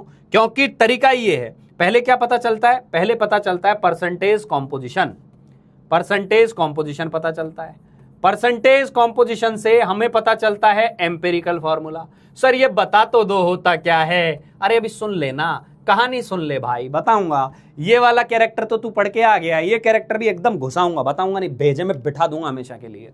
और फिर इस एम्पिरिकल फॉर्मूला से हम पता कर लेते हैं मॉलिक्यूलर फॉर्मूला, और हम बाद में लोगों को बोलते हैं तालियां बजाइए साहब, एक नए मॉलिक्यूल का आविष्कार हो गया है। समझ में आ गई बात? ये यात्रा होती है एक मॉलिक्यूल को लैब में सिंथेसाइज करके उसका फॉर्मूला पता करने की। चलिए ठीक है जी, ठीक है, मान लिया सर। अब थोड़ा सा ये बताइए, अब थोड़ा सा ये बताइए दोनों चीजें क्या होती हैं। तो देख, मॉलिक्यूलर फॉर्मूला तो हमें पता ही है क्या होता है मॉलिक्यूलर फॉर्मूला, ये तो सभी को पता है कि ये क्या बताता है, ये बताता है एक मॉलिक्यूल के अंदर कौन कौन सा एटम कितना कितना है एक मॉलिक्यूल के अंदर। मतलब एक मॉलिक्यूल के अंदर, जैसे मैंने बोला फॉर एग्जांपल, मॉलिक्यूलर फॉर्मूला के नीचे तू क्या करेगा, मॉलिक्यूलर फॉर्मूला की डेफिनेशन लिखेगा, फिर मॉलिक्यूलर फॉर्मूला के नीचे लिखेगा जैसे कि फॉर एग्जांपल ग्लूकोज का जो मॉलिक्यूल है, ग्लूकोज का जो मॉलिक्यूल है वो है C6H12O6। ये क्या बताता है? ये बताता है एक मॉलिक्यूल में कार्बन 6 हैं, कार्बन 6 हैं, हाइड्रोजन 12 हैं और ऑक्सीजन 6 एटम हैं। समझ में आ गई बात? ये बात समझ में आई? मॉलिक्यूलर फॉर्मूला क्या बताता है? मॉलिक्यूलर फॉर्मूला बताता है एक कार्बन में एटम्स की संख्या क्या है। अच्छा, okay, got it. Empirical formula क्या बताता है? मतलब तुझे क्या लिखना है, कॉपी में कैसे लिखना है बता रहा हूं। तू क्या करेगा, पहले मॉलिक्यूलर फॉर्मूला की डेफिनेशन लिखेगा। कैसे? It represents exact number of atoms of each element present in one molecule of a compound। ये लिखा। ये लिखने के बाद तू लिखेगा बेटा, ये लिखने के बाद तू लिखेगी बेटी ग्लूकोज जैसे कि ये है, तो इसमें पता चल गया कार्बन इतना है, हाइड्रोजन इतना है, ऑक्सीजन इतना है। क्लियर? क्लियर बेटा? ठीक है जी, ठीक है बेटा। एम्पिरिकल फॉर्मूला क्या बताता है? ये बताता है सिंपलेस्ट रेशियो क्या है, रेशियो। और वो रेशियो फ्रैक्शन में नहीं, होल नंबर में होता है, इंटीजर में आता है परफेक्ट। जैसे ग्लूकोज का मॉलिक्यूलर फॉर्मूला क्या हो गया? ग्लूकोज का मॉलिक्यूलर फॉर्मूला क्या हो गया? मॉलिक्यूलर फॉर्मूला हो गया C6H12O6। तो इसका रेशियो निकालो, रेशियो निकालो। रेशियो किसका? 6, 12, 6 का। क्या इसको और सिंपल कर सकते हैं? सिंपल करने का क्या मतलब होता है? क्या इनमें काटा पीटी करके इनको और सिंपलेस्ट बनाया जा सकता है? जी हां दोस्तों, बनाया जा सकता है। कैसे? सर 6 से इसको डिवाइड कर दें तो ये हो जाएगा 1, ये हो जाएगा 2, ये हो जाएगा 1। डिविजिबल है क्योंकि सारे नंबर। क्या इसको भी और सिंपल कर सकते हैं? नहीं, अब इससे ज्यादा सिंपल नहीं हो सकता। तो एम्पिरिकल फॉर्मूला क्या होगा? एम्पिरिकल फॉर्मूला हो जाएगा कार्बन 1, हाइड्रोजन 2, ऑक्सीजन 1, C1H2O1। अब 1 को तो लिखते नहीं है कभी, तो इसलिए CH2O, ये एम्पिरिकल फॉर्मूला कहलाएगा। आई होप ये बात समझ में आई होगी। What is empirical formula, what is molecular formula? How many of you have got this point? How many of you have got this point? Please thumbs up, green signal, whatever you can do। या आ गया, done है ना, आ गया मेरी जान, ठीक है, जो भी आप लिख सकें। एम्पिरिकल फॉर्मूला और मॉलिक्यूलर फॉर्मूला का अंतर समझ में आया? ठीक है बेटा, ठीक है, ये समझ में आया? यस सर, यस सर, ठीक है मक्खन, ओके ओके जी। अब सुनो, हाँ जी अब सुनेंगे। अरे रिपीट पता है किसको जरूरत पड़ रही है? जो शांति से सुन नहीं रहा। मैं बार बार बोल रहा हूं, चैट पे फोकस बाद में कर लेना, अभी एक बार बातें सुन लो अच्छे से, वीडियो पे फोकस कर लो, वीडियो पे। मॉलिक्यूलर फॉर्मूला बताता है, मॉलिक्यूलर फॉर्मूला बताता है exact number of atoms. Molecular formula क्या बताता है? मॉलिक्यूलर फॉर्मूला बताता है, मॉलिक्यूलर फॉर्मूला बताता है exact number of atoms. Tells about exact number of atoms की, कितने एटम्स हैं। बहुत ही बढ़िया, बहुत ही बढ़िया, ठीक है। जैसे जैसे जैसे कोई और ले लो, आपकी जो मर्जी है, CH3COH ले लो। अच्छा, एक तो ऐसा फॉर्मूला लेना ना, पहले इसके सारे एटम्स को एक साथ लिख लिया करो। कार्बन कितने हैं? 2 हैं सर। हाइड्रोजन कितने हैं? 4 है। O2, ये इसका मॉलिक्यूलर फॉर्मूला है। तो इसका क्या मतलब हो गया, ध्यान से सुनना, इसका क्या मतलब हो गया? इसका मतलब हो गया 1 मॉलिक्यूल के अंदर, 1 मॉलिक्यूल के अंदर, ये 1 मॉलिक्यूल यदि मैंने ले लिया तो इसमें 2 एटम कार्बन के हैं, 2 एटम कार्बन के हैं, 4 एटम हाइड्रोजन के हैं, 4 एटम हाइड्रोजन के हैं, 2 एटम ऑक्सीजन के हैं। बिल्कुल खोल खोल के बता रहा हूं यार, इतना खोल के अब कोई नहीं बताएगा। अभी भी नहीं आया तो कछुना है सके लाला। समझ में आ गई बात? अभी तो आना ही चाहिए थे कोई, ठीक है। हाँ, ये आ गया। दूसरी बात, ठीक है, एम्पिरिकल फॉर्मूला क्या होता है? एम्पिरिकल फॉर्मूला टेल्स अबाउट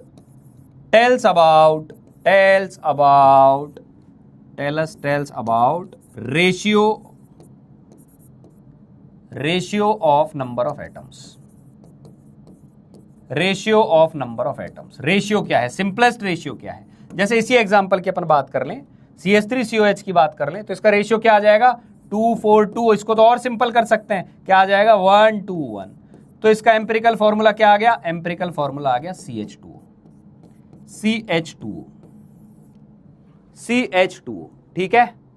ठीक है। चलो, तो मेरे लाला, मेरी लाली, मेरे लल्ला लल्लियों, दोनों सुनो एक बार अच्छे से। मुझे एक बात का जवाब और दे दो, आपके कमेंट में मैं इस चीज का इंतजार करूंगा।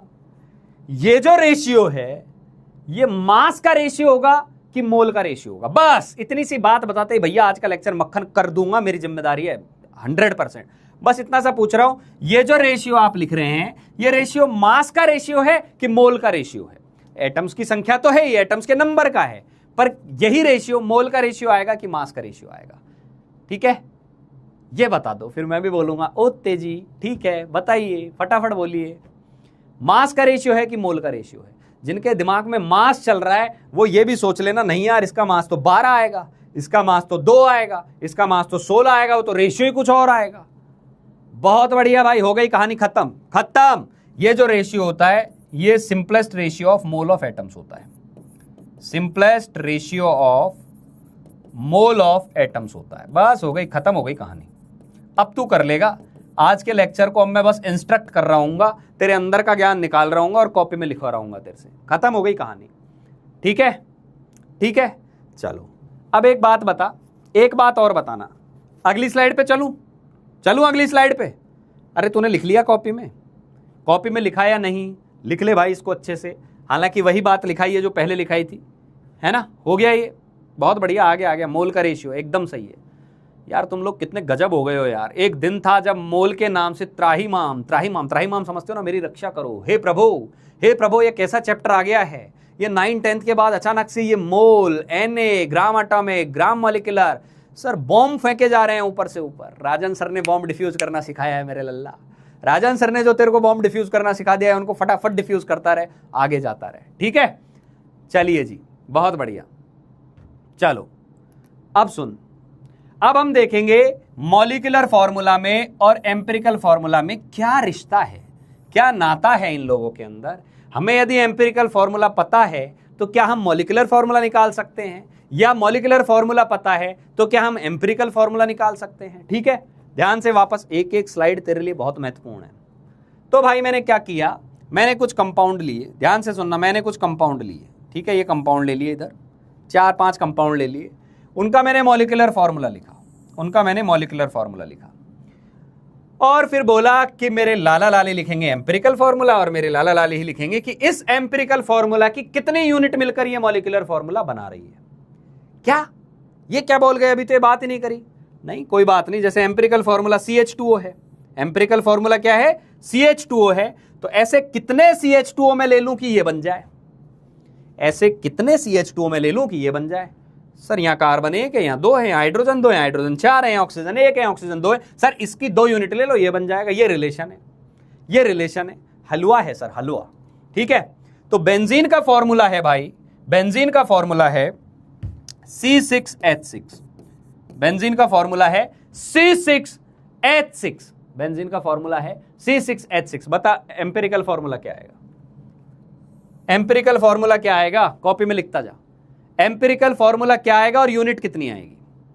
एम्पिरिकल फॉर्मूला क्या आएगा और यूनिट कितनी आएगी? नोट्स एकदम सुंदर सुंदर बनाते जा, है ना। सर मेरी राइटिंग गंदी है, कोई फर्क नहीं पड़ता भाई, जेई तेरी राइटिंग नहीं पूछेगा, जेई तो तेरे को ओएमआर शीट देगा, गोला भरना आना चाहिए, ठीक है। तो राइटिंग के लिए कोई दिक्कत नहीं, हाँ इतनी तो होनी चाहिए कि जो तू लिखे वो तू तो समझ सके। समझ गया बात? पता चले लिख तू रहा है, खुद ही नहीं समझ रहा, दूसरा तो क्या समझेगा, ठीक है। हाँ आ गया भाई, ठीक है सर। CH होगा, कैसे होगा? क्योंकि सर 6:6 है ना, तो इसको और सिंपल कैसे बनाएंगे? 6:6 को और सिंपल बनाया जा सकता है, हाँ बनाया जा सकता है। 6 से 6 कट जाएगा, क्या आ जाएगा? 1:1। तो सिंपलेस्ट वाला लेना है। पता चले सर मैंने तो 6 को 3 लिख दिया था, तो गलत हो जाएगा। जितना नीचे तक काट सकते हो काटते जाइए। समझ में आ गई बात? 1:1 आ गया। ओके, तो एम्पिरिकल फॉर्मूला क्या आ गया सर? एम्पिरिकल फॉर्मूला आ गया 1 लेंगे तो आ जाएगा C1H1 यानी CH। तो यूनिट का क्या मतलब है? यूनिट का मतलब है CH की कितनी यूनिट मॉलिक्यूलर फॉर्मूला बनाएंगी, CH की कितनी यूनिट फॉर्मूला बनाएंगी। तो इस CH को किससे गुणा करें कि ये बन जाए 6 से? तो नंबर ऑफ यूनिट क्या आ गई? 6। नंबर ऑफ यूनिट क्या आ गई? 6 आ गई। समझ में आ गई बात? समझ में आ गई। इथाइन, इथाइन होता है C2H2, तुझे नहीं घबराना है, ये मैं लिख के दे रहा हूं। इथाइन होता है C2H2, इथाइन होता है C2H2। तो बता इसका एम्पिरिकल फॉर्मूला क्या आएगा? इसका एम्पिरिकल फॉर्मूला क्या आएगा? फटाफट लिखो, इसका एम्पिरिकल फॉर्मूला क्या आएगा? इसका एम्पिरिकल फॉर्मूला क्या आएगा? इसका empirical formula same sir, same आएगा, CH आएगा, लेकिन यूनिट कितनी आएगी? यूनिट कितनी आएगी? यूनिट, शाबाश, इस CH को 2 से गुणा कर देंगे तो C2H2 बन जाएगा। देख मक्खन चल रहा है, सब एकदम मक्खन है भाई, है ना। ये सेक्शन भी चालू हो चुका है आप लोगों का। ग्लूकोज, ग्लूकोज होता है C6H12O6, ग्लूकोज होता है C6H12O6। फटाफट फटाफट भैया, हाँ अगले पे चलते जाओ, जिसको जो पता है अगले के भी आंसर लिखते जाइए, बहुत ही बढ़िया। पीयूष, आयुष, सोनाक्षी,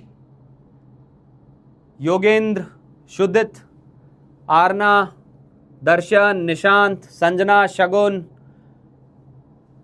विराट, हितेन, कनिष्क, ऋतिक, बहुत बढ़िया बेटा, बहुत बढ़िया। लिखते जाओ, लिखते जाइए। हाँ सर ये आ जाएगा। इसका रेशियो जिसको नहीं समझ में आए वो क्या करे, वो चुपचाप यहाँ रेशियो लिख दे 6:12:6। 6:12:6 का रेशियो निकालेंगे सर, 6 से ही काट दो तो 1:1, 1:1। तो एक कार्बन, 2 हाइड्रोजन, 1 ऑक्सीजन, इसमें तो कोई बहुत बड़ी बात है ही नहीं। CH2O। अच्छा इसकी कितनी यूनिट आएगी यार? कोई भी एटम देख लो कितने गुना हुआ है, यहाँ 1 है, ये 6 है, तो यानी 6 यूनिट आ रही होंगी। एक कार्बन को 6 बनाना है तो 6 से गुणा करना पड़ेगा। बहुत ही बढ़िया भाई। इंटरेस्टिंगली एसिटिक एसिड जो होता है CH3COOH, CH3COOH, CH3COOH, ठीक है। इसका बताइए, इसका बताइए। बहुत बढ़िया, आ गया भाई लोगों का, इसका भी आंसर आ गया। सर इसका तो सर अजीब सा है सर, 1 3 फिर 1 फिर 1 फिर 1 फिर नहीं, ऐसे नहीं करते।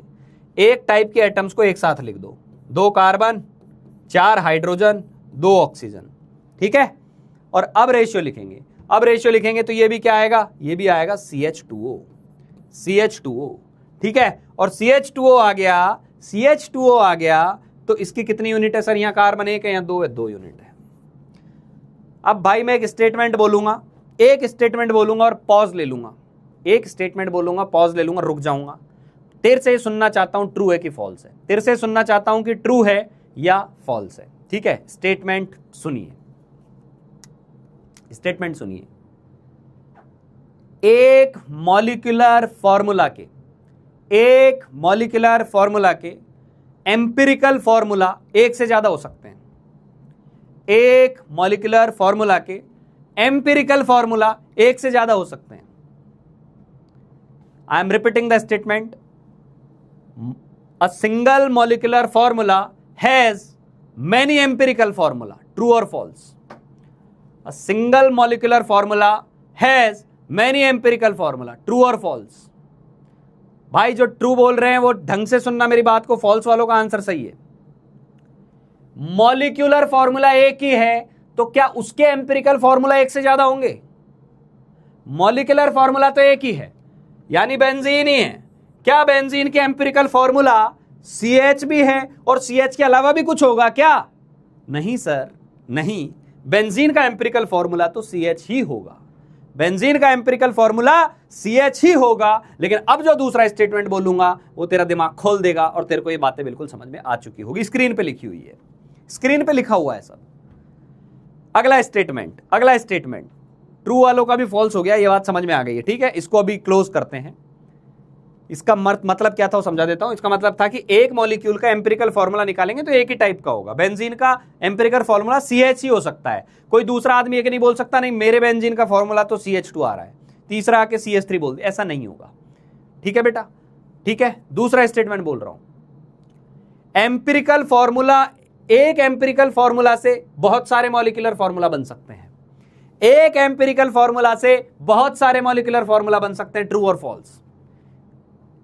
एक एम्पिरिकल फॉर्मूला से बहुत सारे मॉलिक्यूलर फॉर्मूला बन सकते हैं, ट्रू और फॉल्स। तेरी कॉपी में लिख लेना भाई इनको, मैं इनको लिखवाने वाला नहीं हूं। ये जो मैंने चीजें लिखी अपनी भाषा में लिख लेना इसको, ठीक है। एक एम्पिरिकल फॉर्मूला से, हां सर बन सकते हैं, यूनिट पे डिपेंड करता है। एम्पिरिकल फॉर्मूला तो एक ही था CH, लेकिन इससे क्या बन गया बेंजीन, और CH से ही क्या बन गया एसिटिलीन। क्या फर्क आया, यूनिट का फर्क आया। समझ में आ गई बात, समझ में आ गई बात। इसका मतलब मॉलिक्यूलर फॉर्मूला निकालना है। अच्छा वापस से पिछली स्लाइड पे चलता हूं। तुझे सवाल क्या देके रखता है, तुझे रखता है परसेंटेज कॉम्पोजिशन, फिर हम क्या निकालते हैं एम्पिरिकल फॉर्मूला, और फिर एम्पिरिकल फॉर्मूला से क्या निकालते हैं मॉलिक्यूलर फॉर्मूला।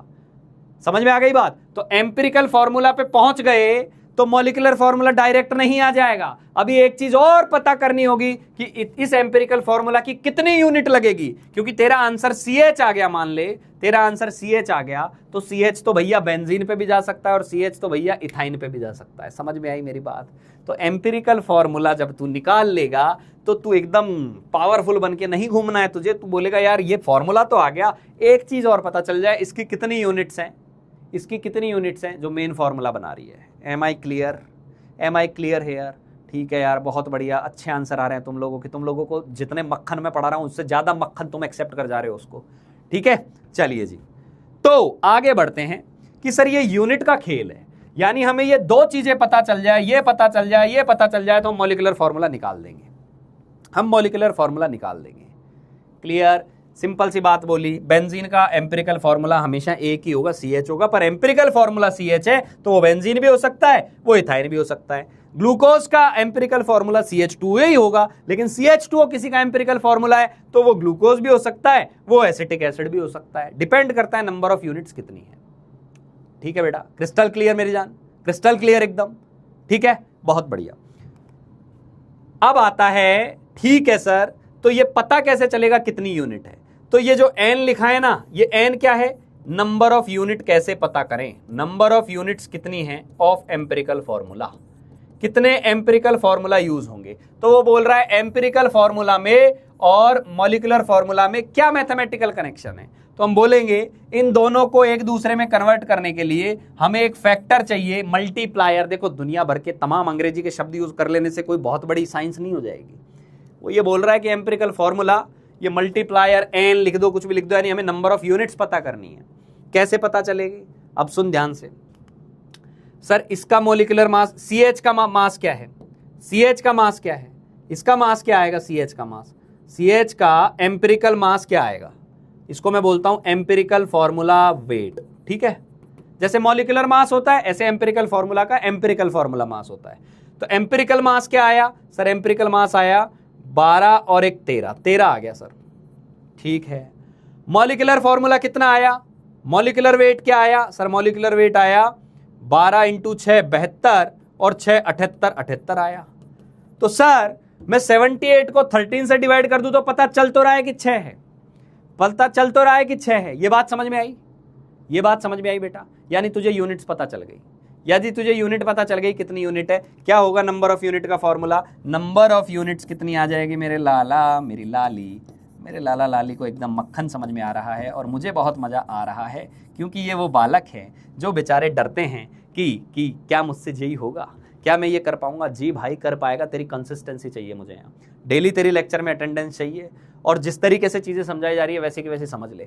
कल मैंने डाउट सेशन में एक बात बोली थी कि बेटा जो तुम्हारे दोस्त बड़ी बड़ी जगह पर जहाँ एडमिशन लेने गए हुए हैं, कई लोगों ने ले लिए होंगे, कई ऑफलाइन में पढ़ रहे होंगे या ऑनलाइन पढ़ रहे होंगे, एक बार ईमानदारी से उनसे पूछना बेटा जो पहला पहला चैप्टर जहां भी चल रहा है वो समझ में आ रहा है, सच में मॉड्यूल के क्वेश्चन बन रहे हैं, उनका रिव्यू जान के आपको समझ में आ जाएगा कि आप उनसे बेहतर स्थिति में हैं कहीं भी।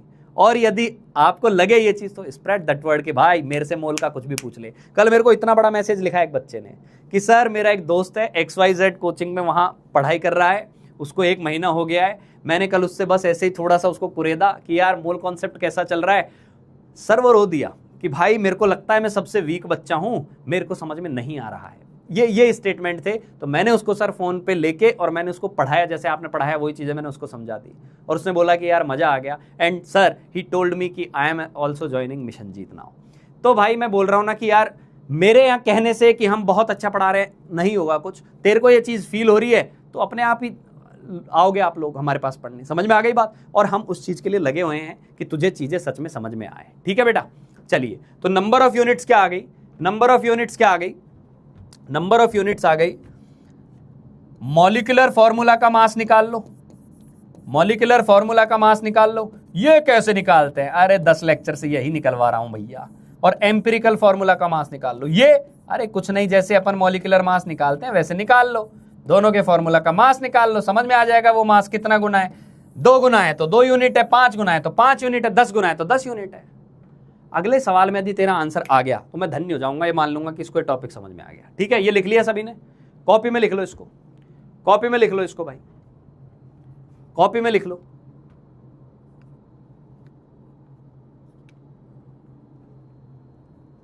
कॉपी में लिख लीजिए।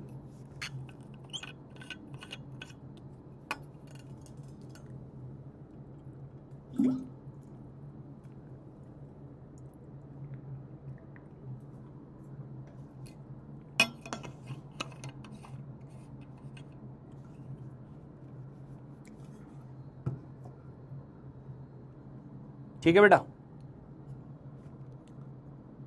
हाँ अब एग्जाम्पल पे ही आ रहे हैं, अब आ रहे हैं, बस चीजें तुमको समझा दी, अब एग्जाम्पल पे आ रहे हैं। ठीक है बेटा, चलिए लो भाई आपके सामने एग्जाम्पल है, आपके सामने एग्जाम्पल है। बोल रहा है एम्पिरिकल फॉर्मूला कंपाउंड का CH2 है और इसका मॉलिक्यूलर मास, मॉलिक्यूलर मास ध्यान से सुन लेना, मॉलिक्यूलर मास 70U है। तो बताओ मॉलिक्यूलर फॉर्मूला क्या है? कोई ऑप्शन नहीं दिया, मुझे चैट में आपके आंसर चाहिए, मुझे चैट में आपके आंसर चाहिए। सर खाना खा लो, ऐसा है भैया भूख मुझे भी लगी और मुझे पता है भूख तुझे भी लगी है ना। घर पे यदि बैठा होगा तो किचन से सौंधी सौंधी अच्छी अच्छी खुशबू आ रही होगी, घर पे कुछ तो बन रहा है बढ़िया, है ना। मुझे तो वो खुशबू भी नहीं आ पा रही है यार, यहाँ स्टूडियो में बैठा हूँ। ठीक है, तो ऐसी बातें मत करो यार, मैं पढ़ाते हुए डिस्ट्रैक्ट हो जाऊंगा नहीं तो, है ना। ये खाने की बातें बीच में मत करो, जैसे क्लास खत्म होगा मैं भी जाऊँगा, मैं भी खाऊंगा, तू भी खाना, मस्त रहेंगे। लेकिन खाने का सेटिस्फैक्शन जब आता है जब दिन अच्छा गया हो, और दिन अच्छा तब जाता है जब आपने उस दिन का जो आपका काम करना था वो काम अच्छा किया हो। यानी मैंने पढ़ाने का काम अच्छा कर लिया और तूने पढ़ने का काम अच्छा कर लिया, दोनों का दिन बढ़िया, जो भी खाएगा आनंद आएगा, अमृत लगेगा। हाँ भाई आंसर आ गया है, भाई आंसर आ गया है भाई साहब। आप लोग तो यार आज तो तुमने फोड़ना चालू कर दिया, ये बात कहनी पड़ेगी, ये बात कहनी पड़ेगी कि जो लोग मोल से डर रहे थे अब वो आके मोल को डराने लग गए कि मोल इधर आ, मोल इधर आना, ये लिख कनपटी पे टक निकल यहाँ से। ठीक है, बहुत बढ़िया, शानदार शानदार। चलिए देखो भाई, देखो भाई चलते हैं एम्पिरिकल। मैंने आपको पहले ही बोला था ना कि बेटा वेट तो कर, तुझे पहले ही दिन सब कुछ क्यों खाना है, टाइम लगता है धीरे धीरे। अभी 10 लेक्चर लगे हैं, आपका फाउंडेशन बिल्ट है, हम एकदम मोल कॉन्सेप्ट के, अब मैं कोई भी सवाल लेके आ रहा हूं आप बना दे रहे हैं। ठीक है, चलिए तो CH2 है ना, CH2 का एम्पिरिकल फॉर्मूला वेट क्या है? एम्पिरिकल फॉर्मूला वेट क्या है? तो वो आ रहा है सर CH2 का 14, 12 + 2 लिख देते हैं तो 14 आ गया। और मॉलिक्यूलर फॉर्मूला का वेट क्या दिया हुआ है सर? वो दिया हुआ है 70। तो यूनिट कितनी हो गई, यूनिट्स कितनी आई होंगी? एम्पिरिकल फॉर्मूला की कितनी यूनिट यूज हो रही होंगी? 70/14 सर। कितनी आई? 5 यूनिट। 5 यूनिट मतलब मॉलिक्यूलर फॉर्मूला क्या आएगा? हमेशा ऐसे लिखा करो मॉलिक्यूलर फॉर्मूला को, एम्पिरिकल फॉर्मूला और सबस्क्रिप्ट में यूनिट आती है, सबस्क्रिप्ट में यूनिट आती है। यानी क्या बन जाएगा? CH2 जो आपने लिखा था ना उसको नीचे 5 से गुणा कर दो तो क्या बन जाएगा? C5H10। बहुत बढ़िया, अधिकतर बच्चों का आंसर आ गया, बहुत ही बढ़िया, अधिकतर बच्चों का आंसर आ गया है। जो लिख रहा है नहीं हो रहा है प्लीज लिखे क्या नहीं हो रहा है लाला, तब समझा पाऊंगा, है ना। क्योंकि मुझे 100 में से 99 बच्चा तो ये लिख के दे रहा है कि हो गया। अब आपको यदि कोई चीज अटक रही है तो आप ये चीज मेंशन करें क्या नहीं हो रहा। अगला सवाल, चलिए भाई थोड़ा सा पिछला कॉन्सेप्ट मिक्स करके फिर यहां पर आपसे नया सवाल पूछा है कि इनऑर्गेनिक कंपाउंड जो है एम्पिरिकल फॉर्मूला उसका CH2O है, एम्पिरिकल फॉर्मूला उसका CH2O है, वेपर डेंसिटी 90 है, वेपर डेंसिटी 90 है। जो दिया है डब्बे में बंद करने का, जो दिया है उसको कैद करने का, फिर उससे पूछने का क्या चाहिए तेरे को, जो चाहिए वो निकाल के रखने का उसके सामने। आंसर चाहिए मेरे को ABC, आंसर चाहिए मेरे को ABC। करो भाई करो, आंसर चाहिए मेरे को ABC, ABCD में जो भी आ रहा है आंसर बताओ। मक्खन होना ही पड़ेगा यार, मिशन जीत आप आए हैं, मक्खन ही होगी चीजें। मिशन जीत की जय, TCS सर की जय, जय आपकी, जो आप बैठे हैं शिद्दत से चीजों को सुन रहे हैं। बहुत बढ़िया भाई, करो, मजा आ गया सर जी, आना पड़ेगा। चलिए इसमें भी आंसर आने लग गए हैं लोगों के, लोग अधिकतर आंसर C दे रहे हैं, देख लेते हैं देख लेते हैं। बहुत बढ़िया यार, बहुत ही बढ़िया, उम्दा। ए जो दे रहे हैं पता नहीं यार, एक बार ये भी चेक कर लेना वेपर डेंसिटी से क्या पता चलता है। देखो वेपर डेंसिटी दी हुई है 90, तो इससे क्या पता चलेगा। वेपर डेंसिटी जब भी दी होगी, जब भी वेपर डेंसिटी दी जाए, इसका मतलब मॉलिक्यूलर वेट पता है, इसका मतलब होता है मॉलिक्यूलर वेट पता है। कितना है सर, कितना है?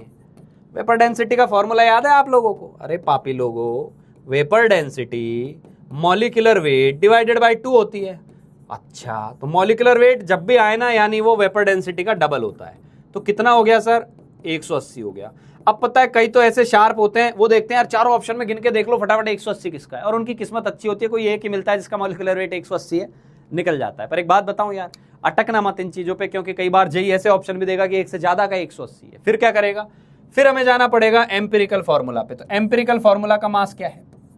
एम्पिरिकल फॉर्मूला का मास क्या आ रहा है? मास बोलो, वेट बोलो, केमिस्ट्री में मास वेट बराबर चलते हैं, लोड मत ले लेना भाई। डेफिनेशन वो बात अलग अलग दी हुई है, लेकिन न्यूमेरिकल में सेम वैल्यू आ गई। तो क्या आएगा? 12 + 2 14 + 16 30। 12 + 2 + 14 + 16 30 आ गई। तो यूनिट कितनी यूज होंगी?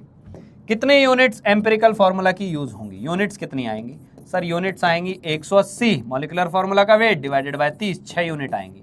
तो आपको मॉलिक्यूलर फॉर्मूला लिख देना है, क्या आ जाएगा? ये आ जाएगा CH2O की 6 यूनिट, यानी क्या बन गया सर? C6H12O6, C6H12O6। ठीक है भाई, ठीक है। तो आंसर आ गया आपका C। चलिए जी, बहुत बढ़िया, अधिकतर बच्चों ने कर लिया था। अब आप लोगों ने वो प्रॉब्लम्स भी लल्लू प्रॉब्लम बनाना चालू कर दिए जो ठीक ठाक होती हैं। चलिए अब चलते हैं एक बहुत ही इंपॉर्टेंट टॉपिक की तरफ, very very very very very important. इसको तो यार स्टार कर लो, और इसको अब शिद्दत से सुनना है, सारी बातें एकदम अच्छे से सुननी है। Empirical formula from percentage composition कैसे निकालते हैं? पहली बात तो मुझे ये बताओ, पहली बात तो मुझे ये बताएंगे हर कोई। मैं एक एक चीज लिख रहा हूं भाई, एक एक चीज लिख रहा हूं। तू अपने छोटे भाई बहन को भी पढ़ा देगा ना, वो भी समझ लेगा, इस तरीके से बताने जा रहा हूं, तो समझना इस चीज को। Empirical formula from percentage composition. आ जाओ सभी, आ जाओ एक बार इधर आ जाइए भाई, आ जाइए इधर आ जाइए। क्या सभी लोग सुन पा रहे हैं मेरे को? क्या सभी लोग फोकस्ड होके बैठ गए हैं? क्या सभी लोग फोकस्ड होके बैठ गए हैं? एक इंपॉर्टेंट टॉपिक पढ़ाने जा रहा हूं भाई, इस पर बहुत सारे सवाल दूंगा फिर। ठीक है, ठीक है बेटा। रिकैप किसका? अभी तो कुछ चालू ही नहीं किया यार। रिकैप किस चीज का? एम्पिरिकल फॉर्मूला, इस चीज का रिकैप करा दूं? इसका क्या रिकैप कराऊं तेरे को बता। एक मॉलिक्यूलर फॉर्मूला होता है, एक एम्पिरिकल फॉर्मूला होता है। एम्पिरिकल फॉर्मूला सिंपलेस्ट रेशियो होता है, एक इसका कुछ मास होता है, एक ऊपर वाले का मास होता है। मॉलिक्यूलर मास को डिवाइड कर दें एम्पिरिकल मास से तो यूनिट पता चल जाती है। यही सवाल हमने किए, अभी कुछ किया ही नहीं है ना। रिकैप तो तब कराएं जब अच्छा खासा पढ़ा हो। अब चलते हैं इधर, अब सुन मेरी बात। आ गए? ठीक है जी, आ जाओ सुन लो। फिर से मेरे सवाल का जवाब देंगे। एम्पिरिकल फॉर्मूला कौन सा रेशियो था? ये कौन सा रेशियो है? ये कौन सा रेशियो है? ये कौन सा रेशियो है?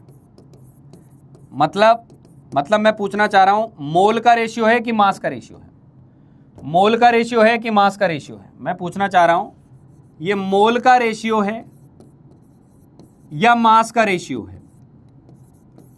किसका रेशियो है ये? एम्पिरिकल फॉर्मूला किसका रेशियो? इसका जवाब दे भाई। मोल का रेशियो है। तो ठीक है, आपकी स्टाइल में जैसे आप वो लिखते हैं ना इंस्टा पर नई नई चीजें, ये क्रॉस, ये ग्रीन सिग्नल, अरे सॉरी उल्टा कर दिया बाबा, उल्टा, यानी ये क्रॉस और ये इसको ग्रीन ही कर देता हूं भाई ताकि आपको चमक जाए। मोल का रेशियो है, ठीक है, मोल का रेशियो है। ये तो हो गया क्रॉस। अच्छा, क्रॉस भी रेड से करते हैं, वो फील आएगी वो वाली कि हाँ ये नहीं ये होता है, ठीक है। तो ये क्रॉस किया मोल रेशियो वाले को, मास रेशियो को, और मोल रेशियो को हमने बोला कि नहीं ये ग्रीन सिग्नल है, मोल का रेशियो होता है। समझ में आई बात?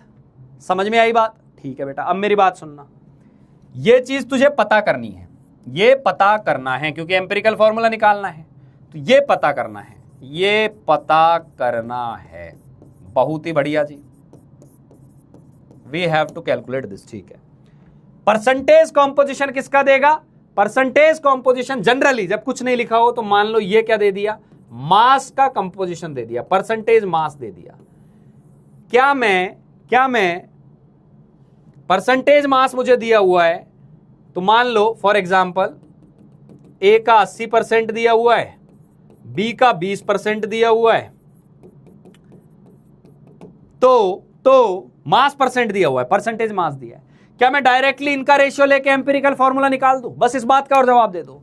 क्या डायरेक्ट रेशियो लेना चाहिए? क्या डायरेक्ट रेशियो ले लें? जो मैं बोलता जा रहा हूं वो लिखता भी जा रहा हूं। क्या डायरेक्ट रेशियो ले लें if it is mass percentage? Yes और नो में जवाब दो। क्या डायरेक्ट रेशियो ले लें तो एम्पिरिकल फॉर्मूला आ जाएगा? क्या डायरेक्ट रेशियो ले लें तो एम्पिरिकल फॉर्मूला आ जाएगा? क्या जवाब चाहिए बेटा? शाबाश, बस गेम खत्म, game over, tata bye bye, गया नहीं, बस मुझे नहीं सुनना था। तो big is answer is no, we can not do this, no. क्या करें? पहले मोल निकालें, पहले मोल निकालें। अच्छा, जो इंग्लिश में सुन रहे हैं, जो बेचारे कई बहुत सारे हमारे साउथ और नॉर्थ ईस्ट के बच्चे बैठे हैं, तो एक बार मैं उन्हीं के लिए ये वापस से इंग्लिश में भी बोल दे रहा हूं इस चीज को। You have to know that empirical formula is nothing but ratio of moles of atom. So it is molar ratio, not mass ratio at all. Clear?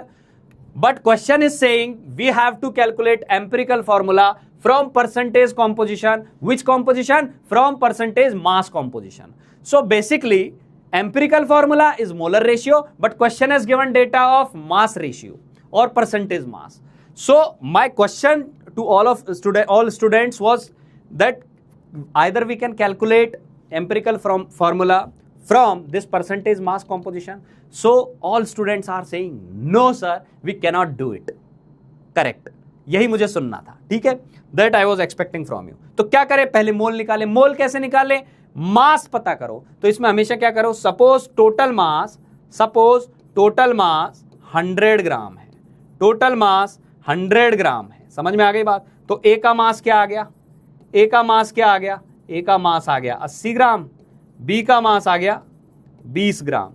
अब हम क्या करेंगे सर, टोटल 80 क्यों माना? परसेंटेज जब भी हो टोटल 100 मान लेते हो आप, है ना, तो ए का 80 भी। अब इनके क्या निकालेंगे? मोल निकालेंगे, इसका भी क्या निकालेंगे? मोल निकालेंगे, और दोनों का रेशियो ले लेंगे, एम्पिरिकल फॉर्मूला आ जाएगा, एम्पिरिकल फॉर्मूला आ जाएगा, ठीक है। एक बोलने सर मराठी, भोजपुरी, हिंदी सब बोल दो, नको रे यार, इतना सब कुछ नहीं आता है, जितना आ पा रहा है उतना कर पा रहा हूं, ठीक है, ठीक है। चलिए, ठीक बालक, ये लिखा सभी को, आई एम फ्रॉम जापान। ठीक है भाई, पता नहीं जापान वाले क्यों आईआईटी का एग्जाम देना चाह रहे हैं, ठीक है, ठीक है। अरे तन्ने समझ में आ रहा है भाई हरियाणवी, तन्ने बेरो है, ये कैसे किया जावे, समझ में आ रही है ना चीजें, ठीक है भाई। चलो आगे बढ़ते हैं, आगे बढ़ते हैं, ठीक है। चलिए आगे बढ़े, आगे बढ़े, चलो कर दो भाई ये सवाल। अब आप ही कर दो, मैं इसी क्वेश्चन के थ्रू आपको ये थ्योरी समझाने वाला हूं। मैंने सीधा सवाल आपके सामने ले आया, मैंने कोई स्टेप नहीं लिखवाई है, हालांकि मैं इसी क्वेश्चन में आपको स्टेप्स लिखवाऊंगा और फिर बहुत सारे ढेरों सवाल दूंगा। पर मैंने क्या बोला ना, मैं कोई भी टॉपिक जब पढ़ाऊंगा ना, मैं पहले तेरे अंदर से वो चीज़ निकाल लूंगा, खींच लूंगा कि देख तुझे ये पता है, फिर उसको लिखवाऊंगा। ये तो हर कोई करता है कि पहले लिखवा दे और फिर उनको कर ले, लेकिन मुझे पता है कि इस बच्चे को वो डायरेक्शन देनी है हमें कि हाँ इस दिशा में हम सोचना है। हाउ टू क्रिएट अप्रोच, ये सीख लिया ना भाई, काम खत्म कर देगा तू। ठीक है, चलो सॉल्व करो। अ कंपाउंड कंटेन्स, पहले मुझे एम्पिरिकल फॉर्मूला निकाल दो, पहले केवल एम्पिरिकल फॉर्मूला निकाल दो। I will be happy, I will be happy. Repeat sir, अच्छा ये जो रिपीट लिख रहे हैं यार एक बार और सुन लो। रिपीट जो लिख रहे हैं उनके लिए वापस रिपीट कर दे रहा हूं, बट वापस ये कमेंट नहीं आना चाहिए वरना ये आईडी जाएगी यहां से। ठीक है, सुन ले, रिपीट कर रहा हूं। एम्पिरिकल फॉर्मूला, एम्पिरिकल फॉर्मूला मोल का रेशियो है, मास का रेशियो नहीं है। यहां तक तू मेरे साथ था? जी सर आपके ही साथ है, शुरू से अंत तक आपके साथ हैं जी। ठीक है, यानी मोल का रेशियो सवाल आपसे पूछेगा, आपको सवाल देगा क्या? आपको सवाल देगा मास का रेशियो, कि ये इतना परसेंट है, इतना परसेंट है। क्या हम इनका रेशियो ले ले, A 80 है, B से तो रेशियो आ गया 4:1, तो फॉर्मूला आ गया A4B? ना ना ना ना, ये नहीं करना सर, क्योंकि हमें तो मोल का रेशियो निकालना है। तो मास को मोल में कैसे ले जाएं?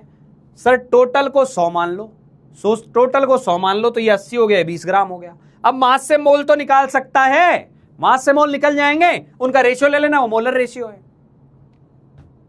रिपीट वाले एक बार लिख दे, अब आ गया सर। रिपीट वाले एक बार लिख दे, अब आ गया सर। जो माधव जी हैं, है ना, वो एक बार लिख दें कि अब आ गया सर, मैं आगे बढ़ जाऊंगा। ठीक है बेटा, आया? हाँ जी, अरे सभी को समझ में आ गया यार, जिनको आ गया वो लिखते जाओ, अब आ गया। मैं अगले सवाल पे चलता हूं, सवाल से एक एक चीज समझाऊंगा, इन स्टेप्स को वापस भी लिखवाऊंगा अभी कॉपी के अंदर। ठीक है बेटा, ठीक है, चलिए ठीक है। हाँ आ जाओ, अब सॉल्व कीजिए इसको, सॉल्व करेंगे सभी लोग। आंसर चाहिए मुझे, आंसर चाहिए। अब इस क्वेश्चन को करना कैसे है, मैं क्या बोल रहा हूं, कार्बन है और हाइड्रोजन है, तू क्या मान ले, टोटल 100 ग्राम है, तो कार्बन का मास भी आ गया तेरे पास, हाइड्रोजन का मास भी आ गया, कार्बन का मास भी आ गया, हाइड्रोजन का मास भी आ गया। मैं स्टेप लिख दे रहा हूं, मैं केवल स्टेप लिख रहा हूं, सॉल्व तेरे को करना है। मैं स्टेप लिख रहा हूं, सॉल्व तेरे को करना है। Step 1, step 1, consider total mass, consider total mass to be 100 gram, consider total mass to be 100 gram, consider total mass to be 100 gram and find out individual mass, find out individual mass। ये काम सबसे पहले करेंगे। Step 2, step 2 लिख रहा हूं। Step 2 में क्या करना है, जब मास आ गए तो calculate, calculate number of moles, calculate number of moles of individual atoms. क्यों, ये क्यों कर रहे हैं, क्योंकि एम्पिरिकल फॉर्मूला का मतलब ही मोल्स का रेशियो होता है। इंडिविजुअल एटम्स का मोल निकाल लो। बच्चों ने आंसर ही दे दिया यार, सैल्यूट सर, बहुत बहुत सलाम आप लोगों को। मैं स्टेप लिख रहा हूं, आप आंसर लिख रहे हैं, देख रहे हैं। गुरु को बहुत अच्छा लगता है जब उसका शिष्य उससे आगे चले, and I am proud of such students. ठीक है, calculate number of moles of individual atoms. ठीक है, step 3, step 3, step 3, find out ratio, find out ratio. ये कैसे करना है, ये कैसे करना है ये भी बता दे रहा हूं, ब्रैकेट में लिख दे रहा हूं। Divide, divide all moles, all moles, या divide individual moles, divide individual moles, individual moles by minimum moles. यानी 1 के मोल आए 2, 1 के मोल आए 4, तो तू क्या करेगा, दोनों को 2-2 से डिवाइड कर देगा। And find out, find out simplest ratio. ये काम करना है। क्या ये सभी को समझ में आया क्या भाई? ये बात सभी को समझ में आई क्या? यस, ठीक है बेटा, ये बात समझ में आई सभी को? लगता है माधव जी हैंग हो गए हैं बोल के, इनको समझ में सब आ रहा है पर इनकी चैट हैंग हो गई है। ठीक है, चाहिए जी। तो माधव जी आप भी समझते रहना, कोई और जो है आपको समझा देंगे आराम से। मैं 2-2 बार बोल के आ गया हूं चीजें। ठीक है, चलिए। तो हमने क्या किया, अब मैंने इसको पूरे सवाल को किया हुआ है अच्छे से। आगे के स्टेप्स में देखना कैसे। एलिमेंट क्या था, कार्बन, और दूसरा क्या था, हाइड्रोजन। ये स्टेप्स में कन्वर्ट कर दिया है। यानी मैंने पार्ट 1 क्या लिखा, सबसे पहले एम्पिरिकल फॉर्मूला पता कर लो, अज्यूम 100 ग्राम सैंपल।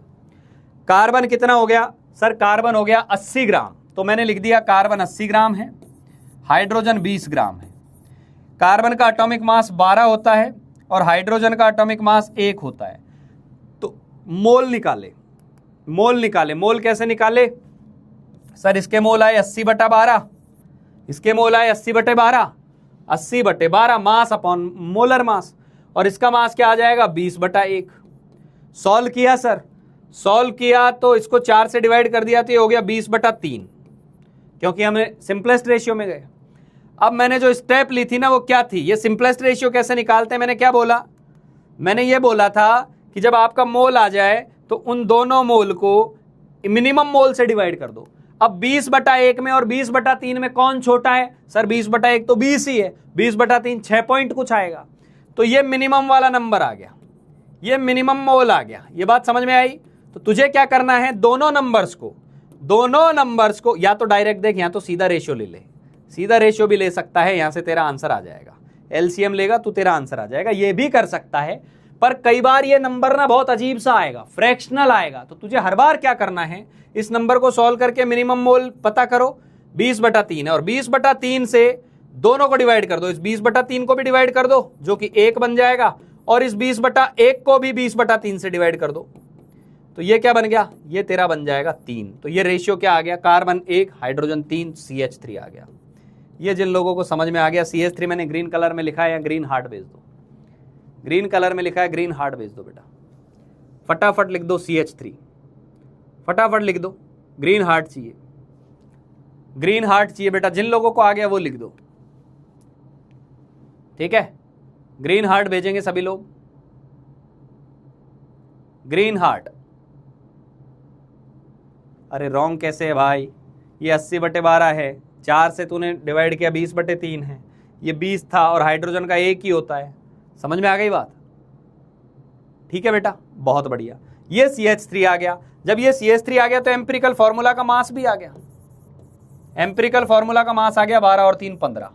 अगली स्टेप में क्या किया है, अगली स्टेप में बोला है अब मॉलिक्यूलर फॉर्मूला निकालना है। मॉलिक्यूलर फॉर्मूला निकालने के लिए वही बात कि मॉलिक्यूलर वेट क्या हो जाएगा, 2 × वेपर डेंसिटी, 2 × वेपर डेंसिटी, और वेपर डेंसिटी क्या दी हुई है, वेपर डेंसिटी दी हुई है 15, वेपर डेंसिटी दी हुई है 15, तो 15 × 2 कर देंगे तो ये क्या आ जाएगा 30, ये आ जाएगा 30। एम्पिरिकल फॉर्मूला कितना आया था तेरा, एम्पिरिकल फॉर्मूला आया था 15, यूनिट कितनी आ जाएगी 30/15, यानी कितनी हो गई 2, यानी तू क्या करेगा CH3 की 2 यूनिट ले लेगा, तो क्या बन जाएगा C2H6, C2H6। समझ में आ गया? ग्रीन हार्ट, आपको भी बहुत सारे ग्रीन हार्ट, रेड हार्ट, समझ में आ गई बात, समझ में आ गई बात, ठीक है। अब तुम्हें कंफ्यूजन होगा सर ने इतना सारा क्या लिखा दिया, ये स्टेप तुम्हें वापस लिखने की जरूरत है नहीं, ये स्टेप लिखनी थी मेन, तो ये स्टेप लिखनी थी, बाकी मैंने नॉर्मल सॉल्व ही किया है उसको। समझ में आई बात बेटा, समझ में आ गई?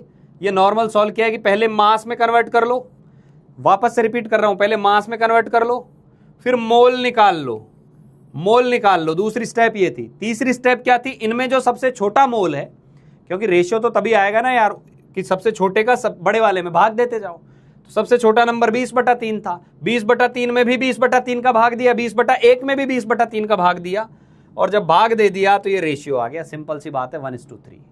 Love you all, love you all बेटा। और ये चीज सार्थक तब मानूंगा मैं जब मेरे अगले सवाल का जवाब दे जाओगे, मजा आ जाएगा यदि नेक्स्ट क्वेश्चन तुम कर लोगे। एक बार मुझे थोड़ा सा परमिशन दे दीजिए कि हाँ सर हमने लिख लिया है, आगे बढ़ जाइए, है ना, इतना लिख दो, गो अहेड सर, सर आप आगे बढ़ो हम तुम्हारे साथ हैं, ऐसा लिख दीजिए एक बार, जिससे अपन अगले क्वेश्चन पे चलते हैं, अगले क्वेश्चन पे चलते हैं। ये फायर वायर आने लग गए हैं, बहुत बढ़िया भाई, बहुत बढ़िया, नेक्स्ट लेवल टीचर सर। अरे आप भी नेक्स्ट लेवल है भाई, मैं आप ही लोगों से तो निकलवा रहा हूं चीजें, ठीक है, चलिए ठीक है। मक्खन, रिपीट, गो अहेड। बेटा स्टेप 2 में क्या समझ नहीं आया, स्टेप 2 क्या थी, मोल निकालना है। मैं क्या बोल रहा हूं, इन स्टेप्स पे ध्यान दे, उनको भूल जा, उन पे मत ध्यान दे कि ये क्या लिखा हुआ है। ये तो क्या था, मॉलिक्यूलर फॉर्मूला तेरे को पता करना है, तो मॉलिक्यूलर फॉर्मूला के लिए हमें क्या पता होना चाहिए, मॉलिक्यूलर वेट, वेपर डेंसिटी भी तो दी थी, वो डब्बे में ये बंद करना होता है कि क्या क्या दिया है, यहां से तू समझ जाएगा।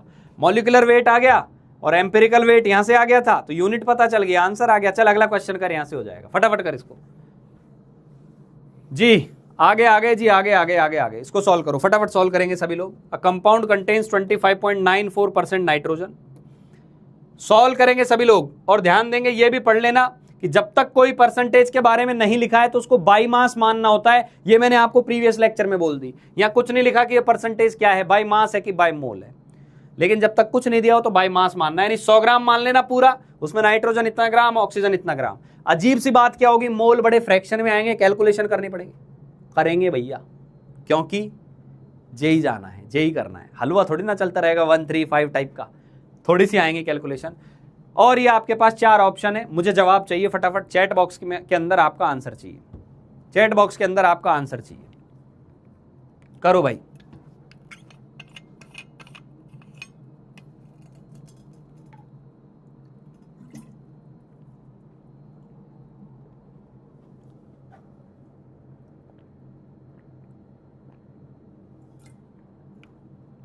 तीस ग्राम कहां से आया? अरे 30 मेरे भाई यहां से आया ना, वेपर डेंसिटी से गुणा करके। ये कंफ्यूजन इसलिए हो रहा है, मैंने 2-3 स्लाइड में क्वेश्चन कर दिया। बिंदास रहे यार, हो जाएगा अभी, देख इस सवाल से बिल्कुल क्लियर हो जाएगा और मक्खन हो जाएगा।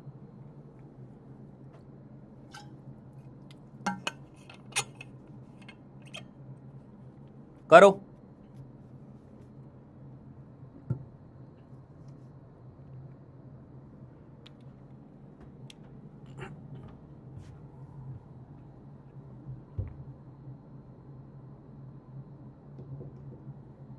सर खोपड़ी में एकदम समझ में आ गया। अरे आएगा भाई, सब समझ में आया।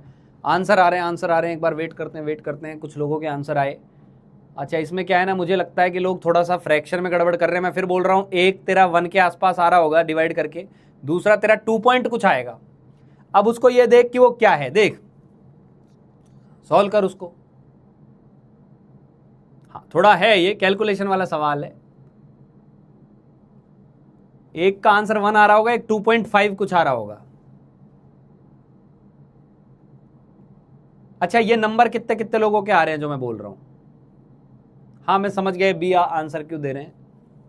हाँ कुछ का सी भी आया, सी भी आया। C is more better answer, better answer है भाई सी। जिनका नहीं आ रहा है ना, वो एकदम तड़पना चालू हो गए हैं, कलप रहे हैं बैठ के, ये क्या हो गया यार, मेरे से क्यों नहीं हो रहा। घबराना नहीं है, यही तो मैं बोल रहा हूं, पैनिक नहीं होना है। अभी आएगा, अभी दौड़ते हुए आएगा। देख करते क्या है, स्टेप्स को याद रखते। सबसे पहले वही मान लेते हैं, सपोज टोटल मास 100 ग्राम था, 100 ग्राम था। अब जैसे बोलता जा रहा हूं वैसे करते जाना, फटाफट करना है। स्टेप 1 में क्या लिखते थे सर? स्टेप 1 में इधर लिख दे रहा हूं मैं, क्या क्या, इधर नाइट्रोजन है, इधर ऑक्सीजन है। तो स्टेप 1 के अंदर नाइट्रोजन का मास कितना हो गया? 25.94 ग्राम। सर आपको कैसे पता? अरे टोटल परसेंट इतना है तो ये लिखा हुआ है ना, इतना है। और ऑक्सीजन कितना है? 74.06 ग्राम। अब सुन मेरी बात,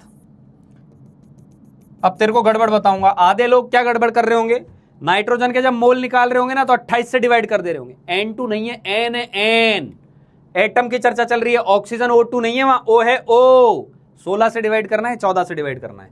स्टेप 2 मोल निकालो, स्टेप 2 मोल, इसके बगल में लिख दे रहा हूं। स्टेप 2 का मतलब क्या होता है? मोल पता करो, मोल। वो कैसे पता चलेगा? 25.94 डिवाइडेड बाय 14। सर ये अजीब सा नंबर है, हमसे ये कैलकुलेशन नहीं होती। करते हैं भाई, 14 एकम 14, यानी ये 1 आ गया। 14 दूनी 28। सर ये तो 2, नहीं ऐसे नहीं, पूरी कैलकुलेशन करनी है। 14 1 जार 14, 1 हो गया, तो ये आपके पास 1 आ गया। यहां कितना बच गया? 11 बच गया सर, 11 बच गया ना। तो 11 आगे चला गया, ये पॉइंट आ गया, तो अब 119 बन गया, वो 119 बन गया। ठीक है, तो वो कितना आ जाएगा आपका? 8 टाइम चला जाएगा, क्योंकि 14 × 8 करते हैं 112 आ जाता है। फिर बन जाएगा आपका 74, और 74 बन जाएगा, तो ये लगभग 1.85। इतनी कैलकुलेशन। यहां तक पहुंच गए तो लिख दो सर यहां तक आ गए, यहां तक पहुंच गए तो लिख दो यहां तक आ गए। हाँ देख बच्चा, अरे वाह यार लवली, जो लोग तो लिख ही दे रहे हैं सर 1.85। बहुत बढ़िया, बहुत ही बढ़िया। स्टेप्स मेरे साथ लिख दो तो मजे ही आ जाएंगे यार। इधर मोल लिखेंगे तो क्या आ जाएगा सर? इधर आएगा मोल। बताओ भाई इसके मोल कितने निकाले आप लोगों ने? मेरी थोड़ी सी मदद कर दो यार, 16 आ जाएगा। थोड़ी सी हेल्प कर दीजिए जिन लोगों ने सॉल्व किया है। नहीं किया है, चलो मैं बता रहा हूं। ठीक है भाई, ये चैट, हाँ जी, हाँ। तो इसमें क्या आ जाएगा? 16 × 5 करते हैं तो 80 हो जाता है। 16 × 4 तो ये आ गया आपका 4। 16 × 4 किया, 10 बच गया, 10 बच गया। ध्यान से सुनना, 10 बच गया, 10 आगे फॉरवर्ड कर दिया। ठीक है, अब बताओ 4 पॉइंट, हाँ आ गया भाई, 4.6 कुछ आएगा। ठीक है, तो 16 इंटू 4 किया 64, और 10 इधर आ गया और 10 आ गया तो ये 100 बन गया, और 16 इंटू 6 कर दो तो 96 बन जाता है। ठीक है भाई, 96 बन जाता है, 96 बन जाता है। 4 6 तो 16 दूने 32, तो 4.62 टाइप कुछ आएगा। ठीक है, ये बात समझ में आई, 4.62। अब मैंने क्या बोला था, स्टेप 3, यहां लोग गलती कर रहे हैं, यहां तक अधिकतर लोग आ गए। स्टेप 3 में क्या बोलेंगे, मिनिमम वैल्यू को ढूंढो, मिनिमम वैल्यू को ढूंढो, मिनिमम वैल्यू को ढूंढो और सबको उससे डिवाइड कर दो। मिनिमम कौन है, 1.85 है, तो 1.85 डिवाइडेड बाय 1.85 कर दो, तो ये क्या हो जाएगा, 1 हो जाएगा। मिनिमम वैल्यू से इसलिए करते हैं कि एक वैल्यू तो 1 हो कम से कम। दूसरा 4.62 को भी क्या करो, 1.85 से कम कर दो। अरे समझ में आ गई बात, समझ में आ गई बात। डिवाइड कर दिया, ठीक है, तो इससे इसको काटा तो ये क्या बन गया, इससे इसको काटा तो ये क्या बन गया, इसको देखना। ये लगभग लगभग ये डेटा आएगा 2.49 टाइप कुछ, मैं इसको अप्रोक्सीमेटली लिख रहा हूं 2.5। कभी भी 2 और 3 इस तरीके से नहीं, जो डेटा आ रहा है वो लिखें। समझ में आई बात। अब ये रेशियो लिख लो यार, रेशियो क्या आ गया, बस रेशियो ही तो लेना था, तो रेशियो क्या आ जाएगा, 1:2.5। 2.5 को और क्या लिख सकता हूं मैं, 1:5/2। तो एलसीएम ले लो, एलसीएम ले लेंगे तो एलसीएम में याद है ना 2 आ जाएगा, और ये तो 1 ही था तो ये बन गया 2:5। ये रेशियो बन गया 2:5 आ गया। और सुन, और सुन, ये डिवाइड नहीं करना चाहता ना, तो तू सीधे भी डायरेक्ट भी एक काम कर सकता था, डायरेक्ट भी एक काम कर सकता था, 1.85 और 4.62 का रेशियो ले ले। तो यार रेशियो कैसे लेते हैं, इससे ही तो डिवाइड करेगा ना इसको, तो ये क्या बन जाएगा 1, ये क्या बन जाएगा 4.62 बाय 1.85, यहीं पहुंचेगा सीधे। समझ में आई बात, 2:5, तो क्या बन गया N2O5, N2O5। Clear? If everything is very well cleared then please don't forget this thing. ठीक है बेटा, सी सही है, सी गलत नहीं है। अरे तुझे ये भी तो सोचना है कि 2.5 तो फ्रैक्शन है ना, इसको सिंपल भी तो बना, इसको सिंपल भी तो बनाना पड़ेगा तुझे। ठीक है, समझ में आया क्या? मैं समझ गया, यहां आप लोग कैलकुलेशन पे निपटे। ठीक है, कैलकुलेशन पे निपटे हैं आप।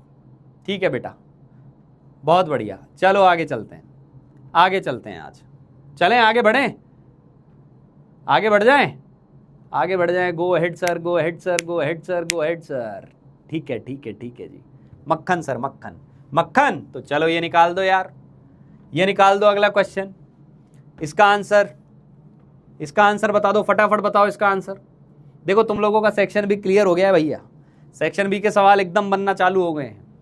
ठीक है, करो इसको सॉल्व करो।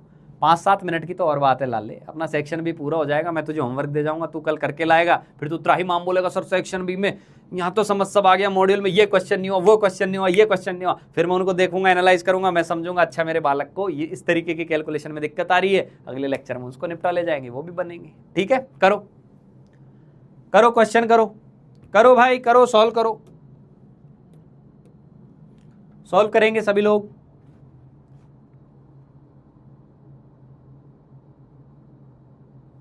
सॉल्व करेंगे। थोड़ी देर ना चैट डिसेबल कर दो, थोड़ी देर चैट डिसेबल कर दो, ताकि बच्चे फोकस करके एक बार सवाल सॉल्व कर ले। 2 मिनट के लिए चैट डिसेबल है, क्वेश्चन पे दिमाग लगाएंगे, मैं वापस आऊंगा, बस आपको आंसर लिखने होंगे, तब मैं इनेबल करा दूंगा। ठीक है, चलिए सॉल्व करेंगे सभी लोग।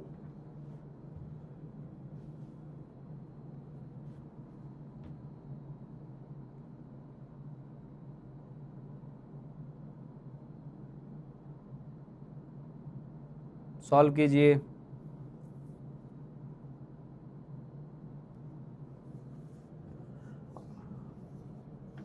हाँ भाई, आंसर, आंसर पे आ जाइए। जो लोग रिपीट चाह रहे हैं वो इस सवाल से भी समझ में आ जाएगा, सारे सवाल एक जैसे हैं, कोई भी एक समझ में आ गया, सारे समझ आने हैं। आंसर आंसर आंसर आंसर आना चालू हुए भाई, आंसर आना चालू हुए। किसी ने बी लिखा है और मुझे उम्मीद है शायद ये सही भी होगा, शायद ये सही भी होगा। हाँ जी, आंसर लिखो, आंसर लिखो। देखो 1-2 सवाल और है, फिर आपको होमवर्क दे के चला जाऊंगा मैं, ये करने होंगे आपको, और फिर उसके बाद अपन कल से नया चैप्टर, नया टॉपिक चालू करेंगे, पर इसको सॉल्व करो उससे पहले। आंसर लिखना चालू करें। हाँ जी, अब कर दो इनेबल, है ना।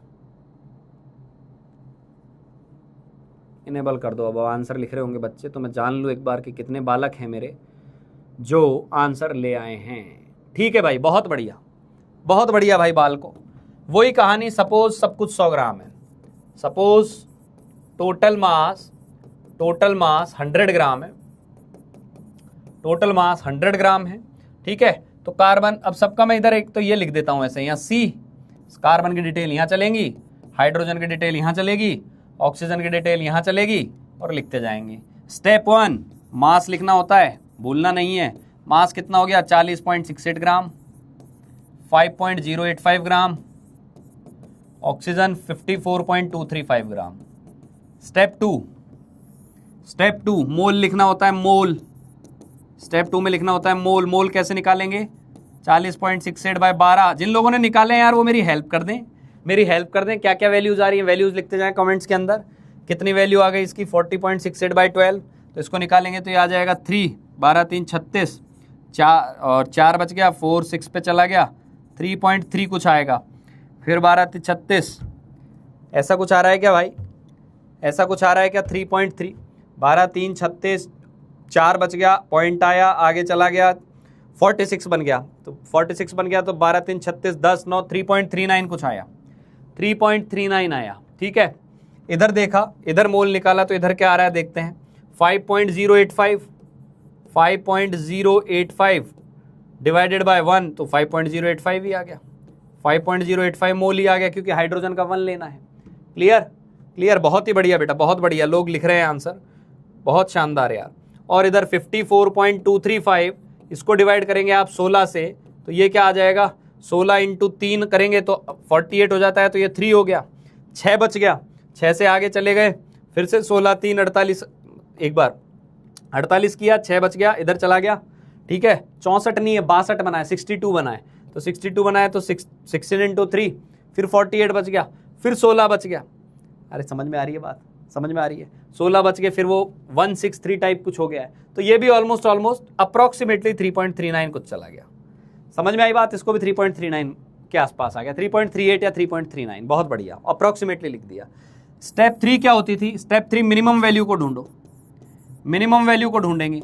Find minimum value, minimum value से डिवाइड करो, मिनिमम वैल्यू से डिवाइड करो, कर दिया तो ये क्या आ गया? 3.39 डिवाइडेड बाय 3.39, क्योंकि इन तीनों में सबसे छोटा 3.39 ही है। ये क्या आ गया? 5.085 डिवाइडेड बाय 3.39, और 3.39 डिवाइडेड बाय 3.39। रेशियो और बता दो अब क्या आया, रेशियो और बता दीजिए क्या क्या रेशियो आ रहा है भाई? रेशियो चाहिए मुझे, रेशियो बताएंगे सभी लोग, रेशियो की वैल्यू क्या आ रही है? रेशियो बता दो भाइयों, रेशियो क्या आ रहा है? रेशियो क्या आ रहा है?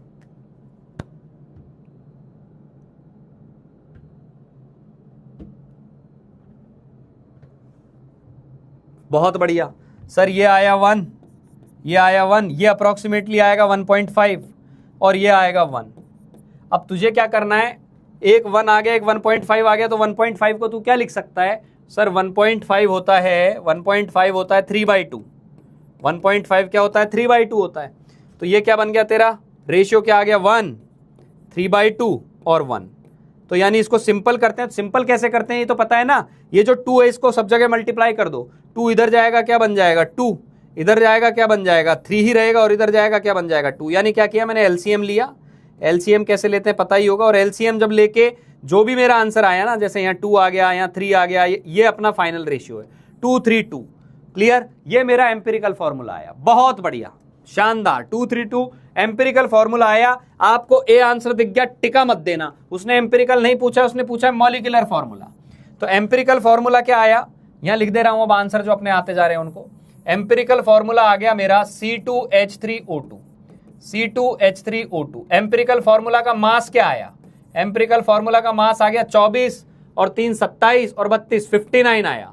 तो यूनिट कितनी आएंगी? सवाल ने देखो क्या दिया हुआ है यूनिट पता करने के लिए, मॉलिक्यूलर मास दिया हुआ है 118 है। तो 118 पूरे का है, एम्पिरिकल का इतना है, तो यूनिट कितनी आ गई? 2। तो तेरा मॉलिक्यूलर फॉर्मूला क्या आ जाएगा? सर इसका डबल आ जाएगा, C2H3O2 का डबल, 2 से नीचे मल्टीप्लाई कर देंगे तो ये बन जाएगा C4H6O4। जिन लोगों को समझ में आ गया वो अपने कमेंट में मक्खन लिखना ना भूलें।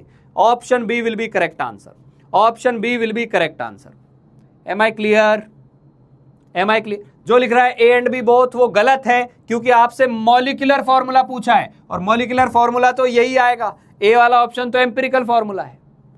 समझ में आई बात? समझ में आ गई बात? समझ में आ गई बात? मक्खन, हार्ट, दिल, शानदार, जबरदस्त, क्या लेक्चर है सर, मजा आ रहा है sir, I am manifesting that I am future IITian। Done, ठीक है। क्वेश्चन लिख लीजिए भाई, होमवर्क के लिए क्वेश्चन लिख लो। ये आपका होमवर्क का क्वेश्चन है। मैं हट जाता हूं स्क्रीन के आगे से, अभी मत लिखना, आप PDF डाउनलोड करके इसको सॉल्व करके लाना। और जो होमवर्क देता हूं वो बहुत पवित्रता के साथ उसको सॉल्व कर, सॉल्व किया कर, दिमाग लगा। अच्छा सवाल है। होमवर्क में जनरली मैं थोड़े से एक लेवल ऊपर सवाल देके जाता हूं कि ये थोड़ा दिमाग लगाए। 2 मिनट में नहीं हो, 5 मिनट में हो, 5 मिनट में नहीं हो, 10 मिनट में हो, ये लड़े सवाल के साथ। पर लड़े ये नहीं एक बार देगा, नहीं वहां जाओ यार, मास्टर तो कराएगा ही, अगले दिन छाप लेंगे। छापाकार नहीं बनने आए हो, है ना, IITian बनने आए हो, तो अपना भेजा लगाना इसके अंदर। ये आपके सामने सवाल है, होमवर्क करना है, ठीक है बेटा। चलिए चलिए अगला क्वेश्चन एक और ध्यान देना। इस बार आपको एटम्स का रेशियो दे दिया डायरेक्टली, एटम्स का रेशियो दे दिया गया इसके अंदर, और एटम्स का रेशियो डायरेक्टली दे दे तो कुल मिलाकर बात ये ध्यान रखनी है, मास दे, एटम दे, कुछ भी दे, एम्पिरिकल फॉर्मूला के लिए मोल का रेशियो चाहिए। क्लियर?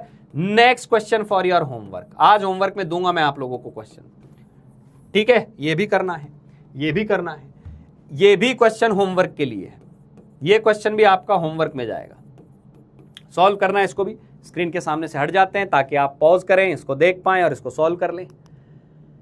ये भी होमवर्क का क्वेश्चन है, ये भी करके लाना है। अच्छा सवाल है। फिर हम कल चालू करेंगे एक नई कहानी, एक नया सिलसिला, जिसको हम बोलते हैं स्टोइकियोमेट्री। समझ में आई बात? समझ में आ गई बात? ठीक है। साथ के साथ होमवर्क में मैं आपको आज मॉड्यूल का भी कुछ होमवर्क दे देता हूं, मॉड्यूल का भी कुछ होमवर्क दे देता हूं। सेक्शन ए मैं पहले दे चुका हूं, सेक्शन बी देखते हैं, सेक्शन बी देखते हैं। Some basic concept, basic concept किधर गया भाई? हाँ जी,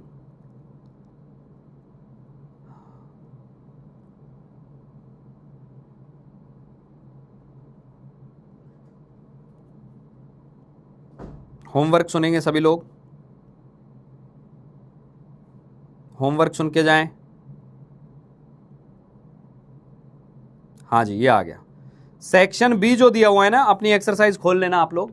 एक्सरसाइज के अंदर जो सेक्शन बी दिया हुआ है, सेक्शन ए हम कर चुके हैं। कुछ लोगों ने, बहुत कम लोगों के कुछ कुछ डाउट्स हैं, उनको मैं सॉल्व कराऊंगा, ठीक है। लेकिन ऑलमोस्ट सेक्शन ए बन गया था सभी के साथ। सेक्शन बी में एक्सरसाइज 1 के अंदर तेरे को करना है B1 से B8। मैं सीधे होमवर्क वाली स्लाइड पे जा रहा हूं, होमवर्क वाली स्लाइड पे चल रहे हैं भाई। ये आ गया आपका होमवर्क वाला पार्ट। बी, पहली बात तो क्लास के होमवर्क करने हैं, क्लास वर्क करना है, जो 4-5 क्वेश्चन थे। DPP करनी है, DPP करनी है, DPP नंबर 8 जो अभी आपके पास मिल जाएगी, आपको मिल जाएगी वो। उसके अलावा एक्सरसाइज 1 में ध्यान से सुन लेना, फिर पता चले कोई और सेक्शन करके आ रहे हैं। एक्सरसाइज 1 के अंदर पार्ट 1 के अंदर सेक्शन बी करना है भाई। सेक्शन बी पूरा करना है। पूरा मतलब B1 से लेकर B8 तक, B1 से लेकर B8 तक सवाल अटेम्प्ट करने हैं। क्लियर? ये तेरे को काम करना है। इसके अलावा एक्सरसाइज 1 में अब देख क्वेश्चन मिलना चालू हो गए तेरे को। कई लोग बोल रहे थे सर बेसिक ही चलता जा रहा है, कब जाके हमें होमवर्क मॉड्यूल का भी मिलेगा। ले अब करो, संभालो, अब आ गया। सेक्शन बी तेरे को पार्ट 2 में भी अटेम्प्ट करना है, B1 से B5 तक। दिक्कतें आएंगी, कोई दिक्कत नहीं है, दिक्कत आए यही हम चाहते हैं और उनका फिर हम समाधान खोजेंगे। समझ में आ गई बेटा बात? ये तेरा होमवर्क है, तुझे करके आना है, ठीक है। डिस्कशन DPP का जरूर अभी आपको मिल ही जाएगा। साथ के साथ आपने कितने क्वेश्चन किए, कितने अटेम्प्ट किए, मुझे यदि एनी हाउ बता पाए आप कहाँ अटक रहे हैं, बहुत अच्छा होगा। और इस समस्या का समाधान के लिए हमने आपको स्कैनर दिया हुआ है, आप इस स्कैनर में क्वेश्चन नंबर मेंशन करके भी डाल सकते हैं कि सर इस क्वेश्चन में डाउट आया, और बी वेरी स्पेसिफिक कि sir question number this, part 1 part 2। Solution अपन जब लेके आ रहे होंगे तो उन चीजों को कवर करेंगे, ठीक है भाई। चलिए आज के लिए इतना ही, पढ़ते रहिए, मौज करते रहिए, मस्त रहिए, व्यस्त रहिए, आबाद रहिए, यहां रहिए चाहे अहमदाबाद रहिए। Bye, good night.